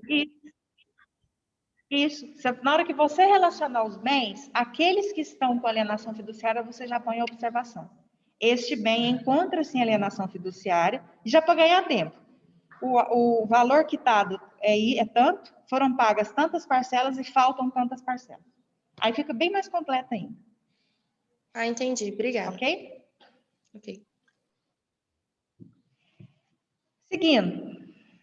Fechou lá os bens, apresenta a forma da partilha. Vamos aos pedidos. Pedir. Ah, tá. Aqui, vocês querem um divórcio concedido a título de tutela de evidência? O que é isso? É vocês pedirem para o juiz conceder o divórcio no começo do processo, na liminar. Então, você pede uma concessão de divórcio a título de tutela de evidência, mas perguntem para o casal, para o requerente primeiro, para o casal não, é litigioso. Pergunta para o requerente se ele quer ou se ela quer. Olha, existem aqui várias decisões concedendo o divórcio já no início do processo. E depois o processo segue em relação às outras questões que estão tendo esse litígio. É de seu interesse que a gente já tenta conseguir esse divórcio, que você fica divorciada já, ou divorciado. No início desse processo, eu não vou falar, não. Quando é assim, tem também. Não, pode deixar para a época. Vamos discutir. Ou então, tu fala assim, vai, quero. Eu quero a libertação já logo no início. Nada. É o divórcio como direito potestativo. É só pegar um precedente aí, se vocês colocarem no Google, divórcio é concedido a título de tutela de evidência em liminar. Vai sair milhões de decisões. Vocês colocam, apresentam para o juiz que o divórcio é um direito potestativo, que os tribunais brasileiros já estão se posicionando em conceder o divórcio no início do processo a título de tutela de evidência, e que é interesse do requerente ou da requerente a concessão desse divórcio já, no início do processo. O que eu recomendo? Como não tem lei para isso, que vocês pegam uma decisão e colocam jurisprudência, olha, coloca lá jurisprudência, uma decisão, e apresente, apesar que o juiz já sabe, mas é bom deixar uma petição inicial mais bem feita, e é possível vocês já requererem o divórcio. Então, as pessoas, por isso que eu falo que até no divórcio, o litígio não é em cima do divórcio. O litígio é em cima de outros pontos. Pontos, questões jurídicas. Ou é guarda, ou é período de convivência, é visita, é alimentos, é bens. Porque no divórcio mesmo é muito difícil não se conseguir. Não existe isso mais. Eu não vou dar o divórcio. Vai dar o divórcio, sim. Vai nem vai ver. Quando a pessoa é citada, ela já é citada para uma audiência de mediação e já com o divórcio decretado. Pode recorrer? Toda decisão a pessoa pode recorrer, mas ela não vai ganhar. Vai ficar até engraçado a pessoa recorrer que um divórcio foi concedido no processo. O divórcio vai ser concedido de qualquer jeito, gente. É uma questão de possibilidade de antecipação, porque tem interesse das partes não permanecerem mais com esse vínculo e o processo continuar só em relação às questões envolvendo guarda e bens e pensão, nome. A questão do nome, geralmente a gente deixa para o final da petição inicial, que o requerente ou a requerente voltará a usar o nome de solteira se ela ou ele pegaram o sobrenome de casado. Então, se não pegou, porque sobrenome não é obrigatório pegar o da outra pessoa. Então, se vocês pegam, se vocês quiserem. Se vocês forem casar, é perfeitamente possível vocês permanecerem com os nomes de vocês. Mas também é perfeitamente possível vocês pegarem o sobrenome da pessoa. Tanto, ambas as partes têm esse direito ao sobrenome quando se casa. Um ponto interessante, isso não é só em relação ao casamento. Em relação à união estável também. Então, se vocês estão indo para um cartório, fazer uma declaração de união estável, já é possível se obter esse sobrenome. Então, na união estável também já é possível, tá? É uma questão muito tranquila. Hoje não tem mais uma lei que, olha, obrigatoriamente você tem que pegar esse sobrenome. Não tem. Você pega se você quiser. Se pegar, na hora que desfaz aí pelo divórcio, desfaz também. A pessoa volta a ter o nome de solteiro. No divórcio, o que não volta é o estado civil. Não volta a ser solteiro. Então, a partir do momento em que há um divórcio, a pessoa é divorciada. O que pode acontecer? Se ela adquirir uma nova relação. Se ela adquirir uma nova relação, ela estará em união estável ou ela vai ser casada novamente. Tá? Ou viúva. Quando preliminarmente você vira de divorciado, logo nesse processo, no decorrer desse divórcio, ele pode casar com outra pessoa? O que impede um novo casamento? A pessoa está casada. Então, a partir do momento em que ela está divorciada, ela pode se casar. Só que nesse casamento, enquanto não resolver as questões patrimoniais, vai ficar uma observação no cartório. Que existe uma ação em andamento, fica registrado em declarações feitas no cartório. Separação total de bens, sem problema algum. Casar pode, só que mesmo com o regime da separação, vai constar que existe uma ação em andamento. Fica meio que uma verbação feita lá, registrada no local do casamento. Não. A única coisa que impede um casamento é o outro casamento.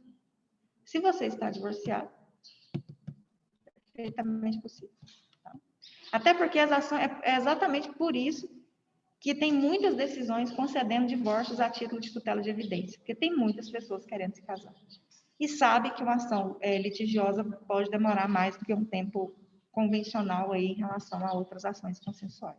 Então, o que impede um novo casamento é um casamento. Se você não está mais casado, você pode perfeitamente fazer um novo casamento. Bom, até agora alguma dúvida?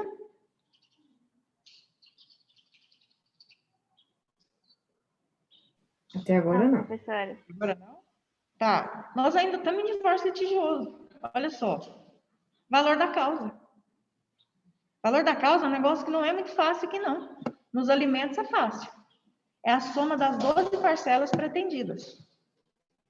Agora, no divórcio vai depender. São vários cenários aqui. Se vocês estão num divórcio litigioso, ok.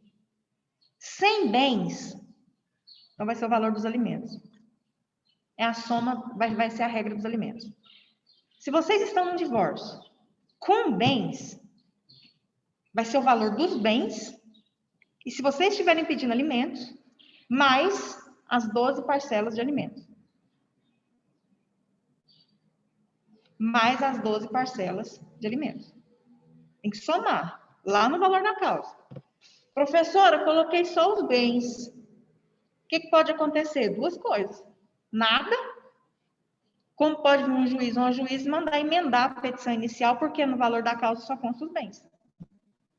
Não consta a soma das 12 parcelas de alimentos. Aí pede para somar. Então, o valor da causa é algo que realmente não dá para prever o que pode acontecer. Então, cuidado com o valor da causa. O que tem acontecido também? Só um minutinho, pessoal.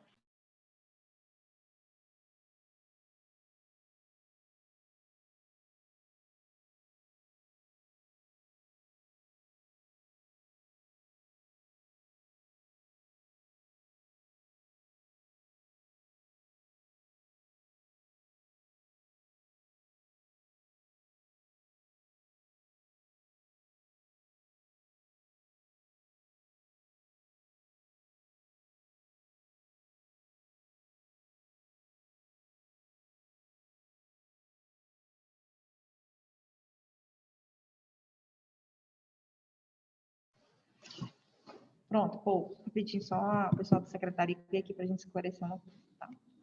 Bom, então, em relação ao valor da causa, é isso. O que a gente tem visto acontecer em relação ao valor? Porque o valor da causa é uma questão complicada. O valor da causa é aquele ponto em que o valor da causa ele não serve só para fixar custos, para fazer cálculo de custos. Por isso que é errado, quando a gente estuda técnica de elaboração da petição inicial, a gente fala isso para todo mundo. Alguém na história criou um hábito de escrever assim: dá-se à causa o valor de para efeitos fiscais ou para fins fiscais. Não coloquem esse para efeitos fiscais. O que acontece? O valor da causa, ele nunca teve um único objetivo de ter fins fiscais. O valor da causa, ele tem o objetivo de fixar a competência. O valor da causa tem o objetivo de fixar procedimento. O valor da causa tem vários objetivos que não é só o recolhimento de custos processuais, o pagamento das custas processuais, custos iniciais. Então, quando a gente coloca lá, dá-se à causa o valor de para fins fiscais, é como, ou para finalidades fiscais, para recolhimento de custas, é considerado pela técnica de elaboração da petição inicial errado. Por quê? Porque o valor da causa não serve só para isso. Então, fazer esse reducionismo no valor da causa é considerado errado. Coloca só, dá-se à causa o valor de. Não precisa colocar para fins fiscais. Isso foi assim, é um legado de modelos de petição inicial. Alguém lá atrás começou a fazer, que foi replicando esses modelos, foi espalhando esses modelos no Brasil, e aí as pessoas vão fazer, dá-se à causa e coloca lá para fins fiscais. O valor da causa tem também outras finalidades. Fixação de competência, fixação de procedimento, também finalidades fiscais. Então, não tem essa necessidade. Dá-se à causa o valor de.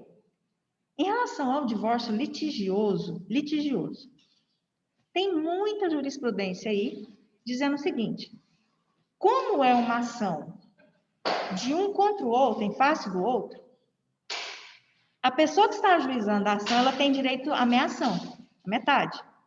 Então, não faz sentido essa pessoa ajuizar uma ação, colocar o valor da totalidade dos escolher custos sobre a totalidade. Então, o que tem se admitido? Pegar o valor dos bens, um cálculo estimado, e pegar aquilo ali e colocar no valor da causa só 50% daquele valor. Então, suponhamos que deu um patrimônio de 1 milhão. 1 milhão de reais de patrimônio. Valor da causa. Aí vai aparecer, vocês vão colocar o valor lá. 500 mil. Pega ali e coloca 50%. Com certeza o valor das custas vai ser reduzido. Porque não faz sentido. Se é um divórcio litigioso e essa pessoa que está ajuizando a ação tem direito a 50%, ela recolher custas da totalidade dos bens. Então, tem muita jurisprudência admitindo que o valor da causa seja a meia-ação, metade do valor daqueles bens que foram colocados. Isso é muito subjetivo. Tem bens que estão com alienação fiduciária, como a Isadora colocou aqui. E um bem que está com alienação fiduciária que custa 500 mil. E foi pago, o ágio foi 100. E está parcelado. Eu coloco o quê? O total? Ou metade? Ou o ágio? Então, tem uns pontos que dão mais complexidade. O que nós temos em termos de decisão para essas situações? O valor do ágio. Então, geralmente tem um ágio, o que deu entrada, um comprovante, seja num contrato, seja num recibo, e coloca lá o ágio, para não colocar tudo, se está em alienação fiduciária. Como é que você vai jogar um valor que você nem pagou ainda e vai colocar ele lá no valor da causa? Ah, tá, tem como eu olhar lá, tem 1 milhão de reais. Posso jogar 300? Põe! Vê o que dá. Estou falando para vocês, vai depender muito. O juiz, às vezes, olha, tem situação que não tem como. É igual, por exemplo, um patrimônio de 5 milhões, valor da causa 1.000, num divórcio litigioso. Não tem nem lógica, que nem o valor dos alimentos está aparecendo. E você vai dar emenda. Você pode ter certeza que vai dar emenda. Nitidamente não estão querendo pagar custos processuais. E não é beneficiário da gratuidade da justiça. Apesar de que, antecipando duas situações que eu já vi acontecer, uma ação de dissolução de união estável com patrimônio de quase 10 milhões de reais, com gratuidade da justiça, com R$1.300.000 depositado em conta, vai falar, não, os bens não tem como nem vender. Não, gratuidade da justiça direto e R$1.300.000 em conta, na conta da pessoa que está dando entrada na ação. Não entendi, nunca entendi aquilo ali. Já vi. E outra situação também que tem acontecido muito. O valor da causa, as custas processuais hoje têm uma flexibilização maior. Antes tinha que pagar para dar entrada. Se o juiz ou a juíza perceberem que realmente naquele momento a pessoa não tem condição, hoje é possível o parcelamento das custas processuais e é possível que as custas processuais sejam jogadas para serem pagas no final da ação. Então, existe uma flexibilização maior em termos de custas processuais aqui, tá?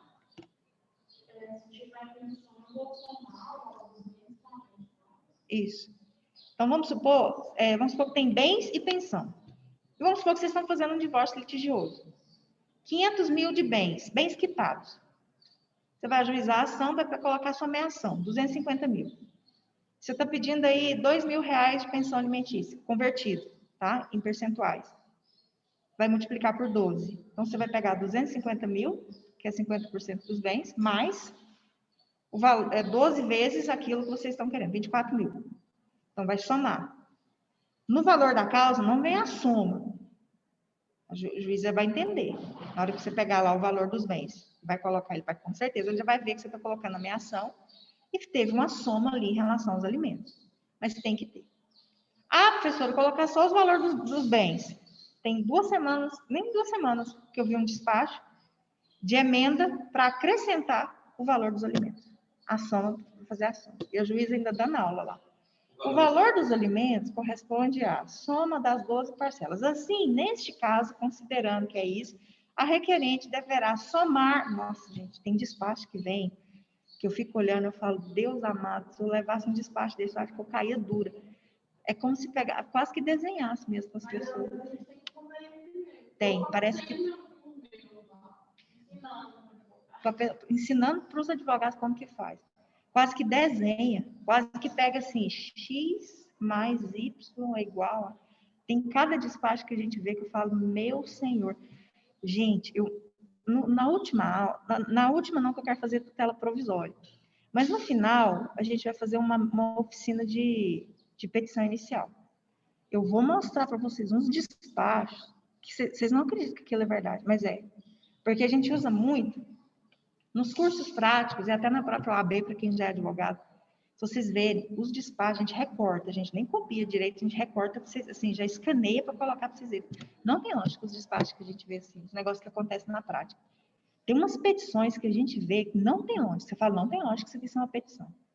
Então, quem já faz estágio no judiciário, quem faz estágio, assim, já teve contato, vai saber do que eu estou falando.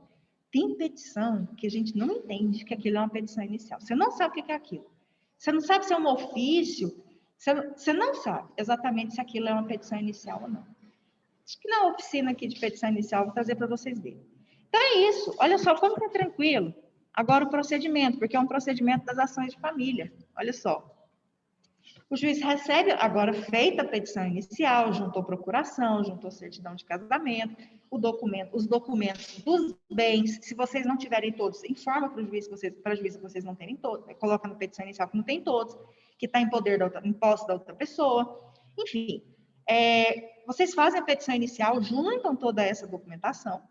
Aí o que acontece? O juiz recebe a petição inicial, toma as providências, se vocês requereram alguma tutela de evidência ou alguma tutela de urgência, ou seja, já concede o divórcio a título de tutela de evidência, já fixa alimentos provisórios, já fixa a guarda provisória. Então, no início a decisão inicial de uma ação de divórcio litigioso, ela tem essas análises das tutelas provisórias que vocês pediram. E no final ali daquela decisão, o juiz ou o juiz já coloca, determina a citação do réu ou da ré para comparecer em audiência de mediação ou conciliação. Aqui não tem aquela, olha a diferença, no procedimento comum você tem que informar que você tem interesse na audiência. Aqui não, ela vai acontecer. Nas ações de família, a audiência de mediação e conciliação ela vai acontecer. Então, o juiz já marca, geralmente o processo é encaminhado para o Sejusc, para essa audiência ser conduzida pelo Sejusc.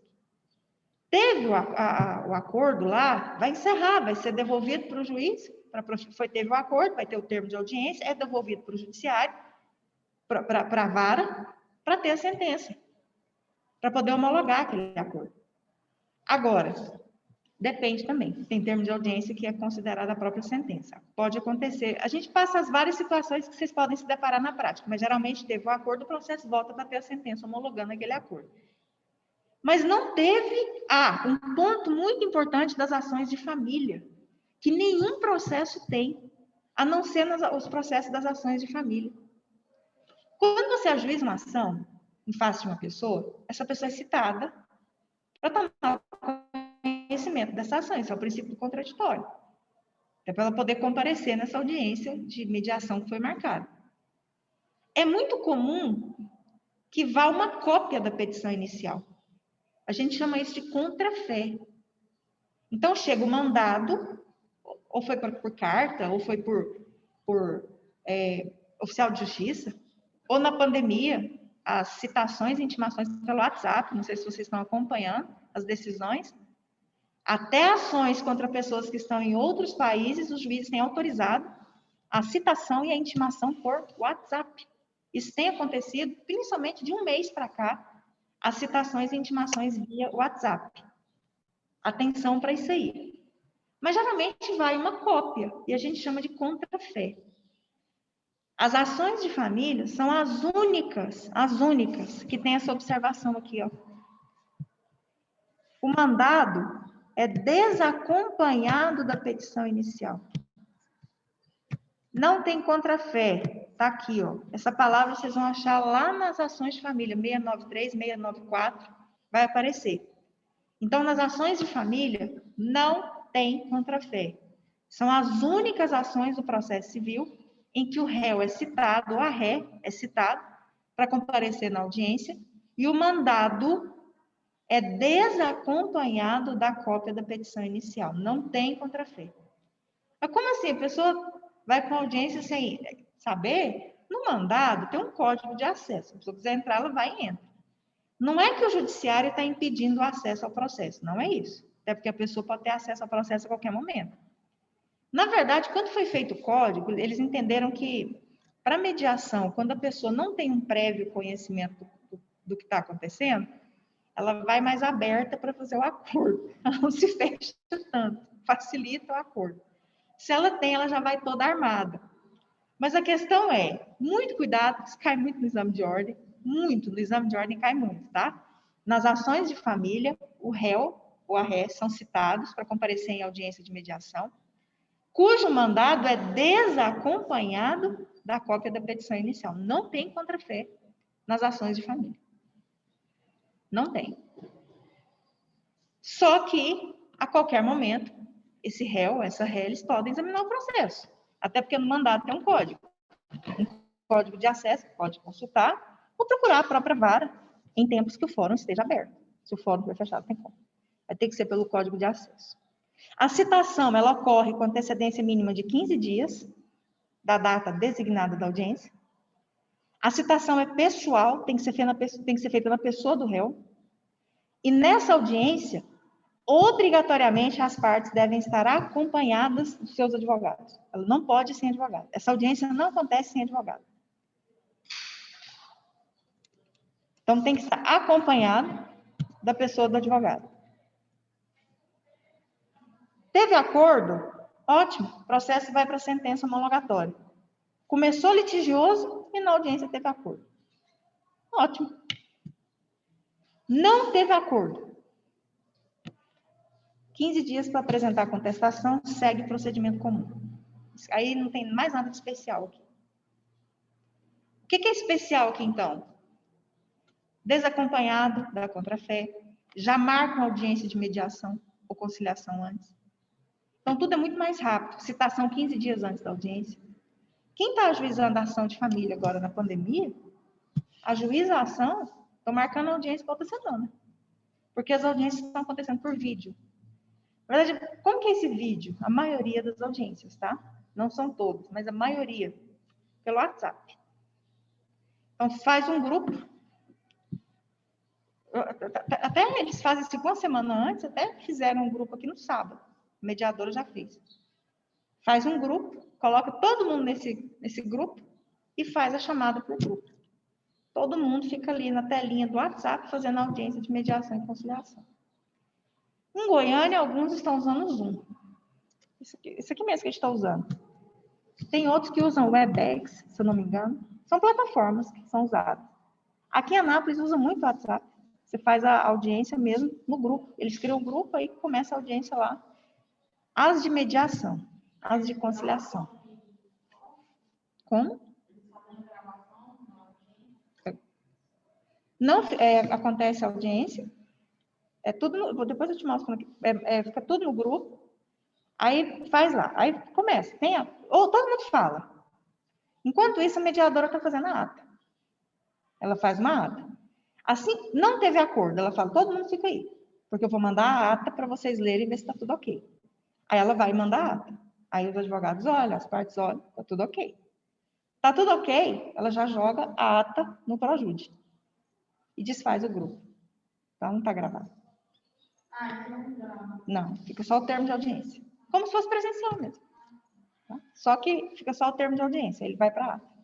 Para a ata, ele vai para o processo. A ata vai para o processo. Só que a gente faz a leitura da ata antes. Tá? É isso. Bom, a gente está quase fechando, tá?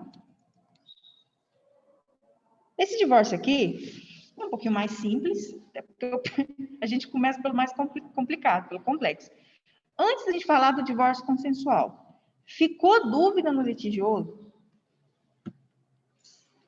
Tem muita coisa aqui, gente.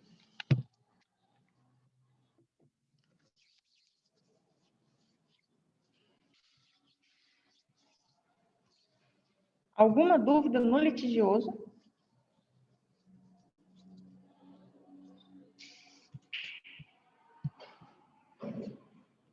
Não? Ok. Consensual judicial. Ele é judicial porque ele é feito na vara de família, ou em vara única, precisa do judiciário. A gente não falou do extrajudicial ainda. Tem acordo. O casal chega para vocês e fala, nós queremos, ou uma pessoa chega para vocês e fala, eu quero divorciar. Quando o casal vai, você vê nitidamente que vai ter acordo. Quando vai um só, tem que perguntar. Tem acordo? Vocês são casados civilmente? Sim. Tem acordo? Tem tudo. Nós ficamos casados 5 anos. Nós temos 4 filhos menores. Nós temos 2 casas, nós temos um carro, nós temos uma moto. Eu vou ficar com a casa, eu vou ficar com as crianças. Ela ou ele vai ficar com isso, com aquilo, vai pagar uma pensão, entre os cônjuges não, mas para as crianças o valor tal, porque eu conheço a renda dele, é o que ele pode pagar, ou eu conheço a renda dela, é o que ela pode pagar. Em relação à guarda, vai ser compartilhada. O período de convivência, a gente entende que, às vezes não fala essa palavra, né, mas as visitas pode ser dessa forma, concordo? Então, você vai conduzindo, tá? O que vocês acham disso? O que vocês acham daquilo? Quando vocês verem que o negócio está meio bagunçado. E aí, vocês vão colocando, fazendo essas anotações. Ok, vocês vão montar uma petição inicial, tem acordo em tudo. É difícil acontecer? Muito. Nossa, quando chegamos nesse ponto aí, a gente... Nossa. Mas é possível. O que acontece? Quando vocês precisam montar a petição inicial, aqui já tem uma diferença. Em relação ao endereçamento, não. Ao juízo da vara de família da comarca, a comarca do casal. Aqui o endereçamento é ok. Na qualificação das partes é diferente. Porque agora não é mais um contra o outro, ou um em face do outro. Aqui agora é os dois. Então, vocês vão colocar fulano, a qualificação completa. E a outra parte. Não é nem a parte, porque na jurisdição voluntária a gente não fala parte. A gente fala interessado. Ou requerentes. Então, é um e o outro. Vem nos termos do artigo 731 do Código de Processo Civil, é o 731, que fundamenta o divórcio judicial consensual. requerer ou ajuizar a ação de divórcio judicial consensual nos seguintes termos. Então, aqui é diferente. Não é um em face do outro, que ele é litígio. Aqui são os dois, ajuizando uma ação de divórcio judicial consensual nos seguintes termos. Parece um contrato. Do casamento. O casal contraiu o matrimônio no dia tal, conforme certidão. Tiveram os seguintes filhos, menores. Aí coloca os nomes nascidos em, conforme certidões de nascimento em anexo. Da guarda. Os requerentes acordam que a guarda será exercida na modalidade compartilhada e que será fixada a residência permanente junto à genitora. Exemplo, tá? E o período de convivência será da seguinte forma em relação ao outro requerente. Aí vocês colocam como que eles entraram no acordo. Da pensão. O casal renuncia o direito à pensão entre si. Exemplo. Em relação aos filhos menores, será pago o valor percentual de tantos por cento do salário mínimo para cada filho, totalizando ao final o percentual total a ser depositado todo dia 10 de cada mês na conta da genitora ou do genitor, que está com a guarda, que está com a guarda, não, que está com o período com a residência permanente, na conta, e coloca até os dados bancários já, na petição inicial. Dos bens. O casal não adquiriu bens, ou então, o casal, na constância do casamento, adquiriu os seguintes bens. Aí coloca a relação. Da partilha. O imóvel residencial ficará com a primeira requerente. Quando vocês tiverem dúvida como se referir a essas pessoas, porque assim, no litigioso é requerente e requerido.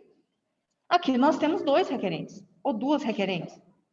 Então, aqui nessa situação, vocês vão usar primeiro requerente e segundo requerente. Primeiro requerente é o primeiro nome que aparece. Segundo requerente é o segundo nome que aparece. Recomenda-se usar o nome, aí já é uma técnica de petição inicial. Se você começou com requerente, vai com requerente até o final. O que é ruim? Pegar uma petição inicial que a pessoa coloca requerente, autor, reclamante, o nome, tudo na mesma petição, gente. Unifica.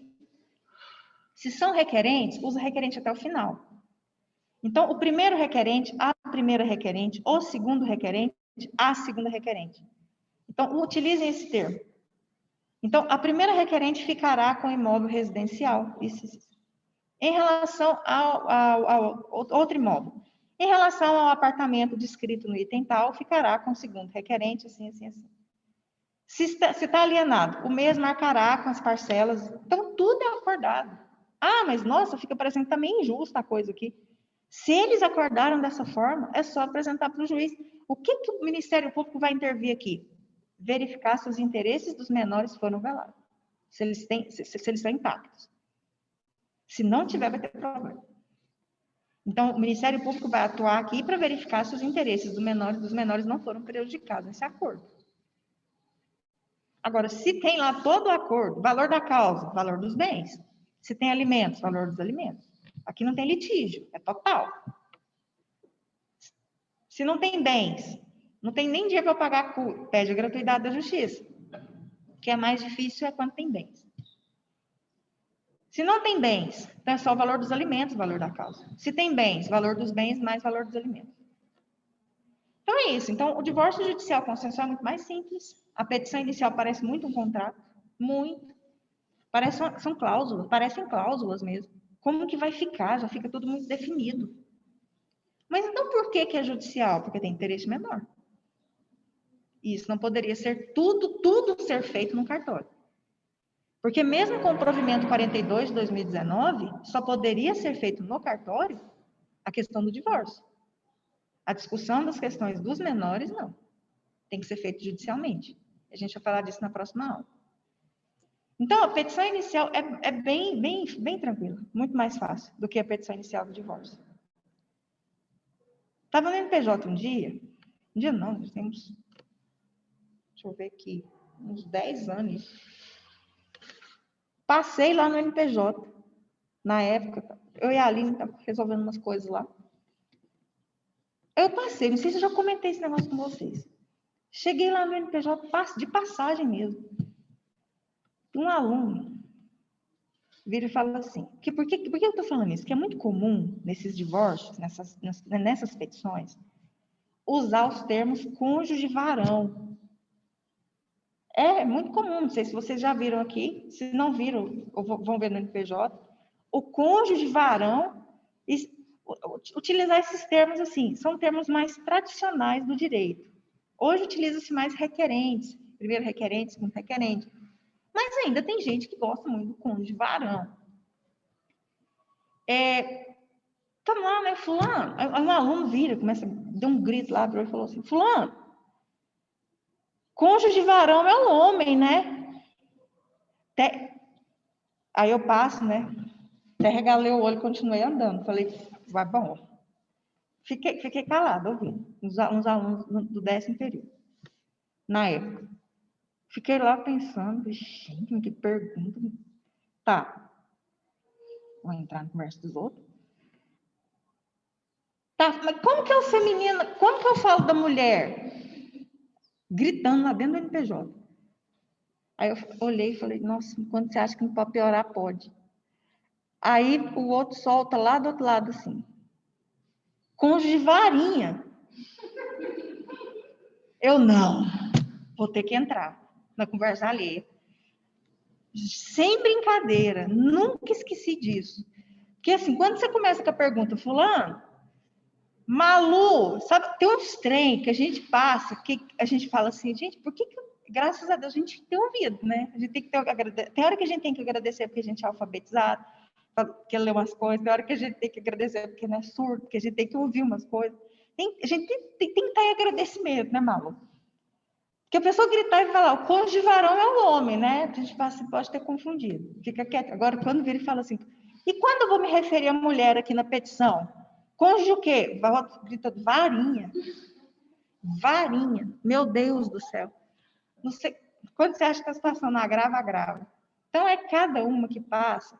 Enfim, é cônjuge virago, tá? Virago. Para quem gosta desses termos mais tradicionais, que não, professora, eu não quero ser tradicional, quero fazer minha petição inicial na pena, praticamente. Eu quero usar o termo tradicional. Então, usa o cônjuge varão, o cônjuge virago, enfim, as virago, os varão junto, do jeito que vocês quiserem. Mas, pelo amor de Deus, não usa varinha, não, porque varinha é para moer. Tem gente que usa varoa. Tem. A gente tem que apresentar os cenários para vocês. Tem gente que usa varoa? Tem. Então é perigoso vocês encontrarem aí cônjuge varão, cônjuge varoa.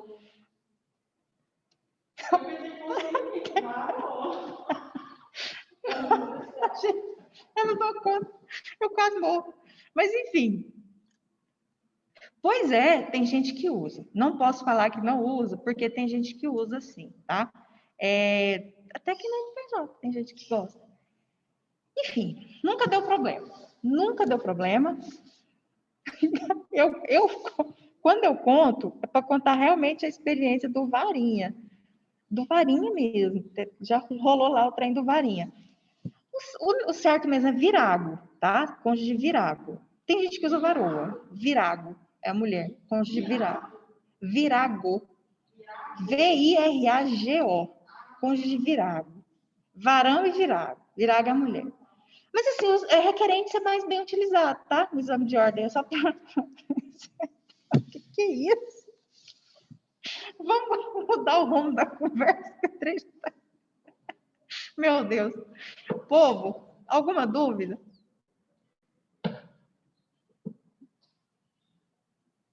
Dúvidas?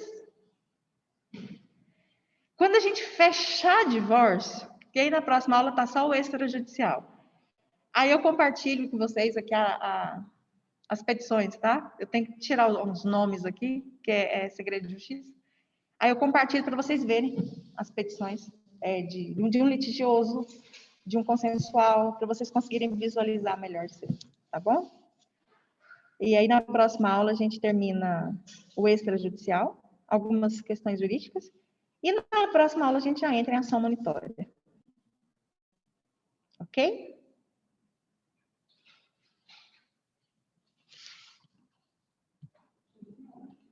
Dúvidas?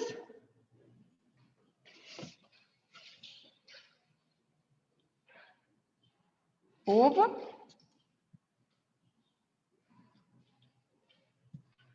Não, professora, tá tranquilo. Tranquilo mesmo? Nenhuma dúvida até aqui? Não, acho que vai surgir quando a gente for estudar sozinhos, né?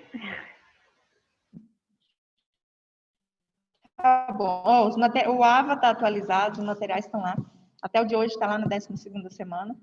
Vamos manter atualizado, porque às vezes vocês vão precisar para abrir, principalmente para quem está presencial, querer abrir aqui na hora, já sempre vai ficar atualizado antes, ok? E está tudo gravadinho lá. Acho que já tem até uma questão lá, uma atividade já para a segunda VA, porque a gente tem poucas aulas, e a gente já teve uma aula. Acho que eu já joguei lá uma atividade para a segunda VA. Depois vocês dão uma olhada, o negócio vai ficar lá para frente. Pode Eu falar. ia perguntar isso, professora. É para mandar no e-mail do AVA mesmo? Porque parece que é uma lista de questões. O meu AVA, eu contei para vocês que está marianemorata@hotmail.com. Só Jesus sabe que e-mail é esse, quem que é essa pessoa e a senha. Porque meu e-mail é marianemoratafestival@hotmail.com. Alguém que criou meu AVA, criou marianemorata@hotmail.com. Não sei que e-mail que é esse que está cadastrado lá. Até, inclusive, como voltou, eu vou ver se o professor Daniel está aí para ver se a gente arruma. Vamos ver o que a gente faz. Eu acho que até lá eles já vão ter organizado direitinho. Porque aquele lá eu joguei em PDF, não sei se vocês perceberam. Nos outros eu consegui visualizar. Agora, como é mais para frente, eu sempre cobro essas atividades bem lá, né, perto da segunda VA. Vamos ver se eu vou conseguir, vou tentar conseguir resolver isso aqui com o professor Daniel, até para descobrir quem que é marianemorata@hotmail.com, que eu não sei mesmo. Pegar esse e-mail lá e tacar lá. Nem sei que e-mail é esse. Mas, enfim, vou lá ver. Se não, por fim não arrumar essas que estão em PDF, alguma coisa que não dá para inserir lá, que vai precisar mandar no e-mail, a gente vê o e-mail para vocês mandarem para mim na época, tá bom? Mas acho que arruma. Professora. Hã? Certinho, então. Gente, pode ficar tranquila, vai respondendo. Acho que até deixei um Word para ficar mais fácil para vocês responderem, tá? Tá ok. Obrigada, professora. Gente, boa semana para vocês. Qualquer dúvida é só falar comigo, tá? Vocês diretamente. Ou a Malu fala com a representante, a Malu fala comigo. E é isso. Muito obrigada pela presença. Continue se cuidando das famílias de vocês. E qualquer dúvida, estou aqui à disposição.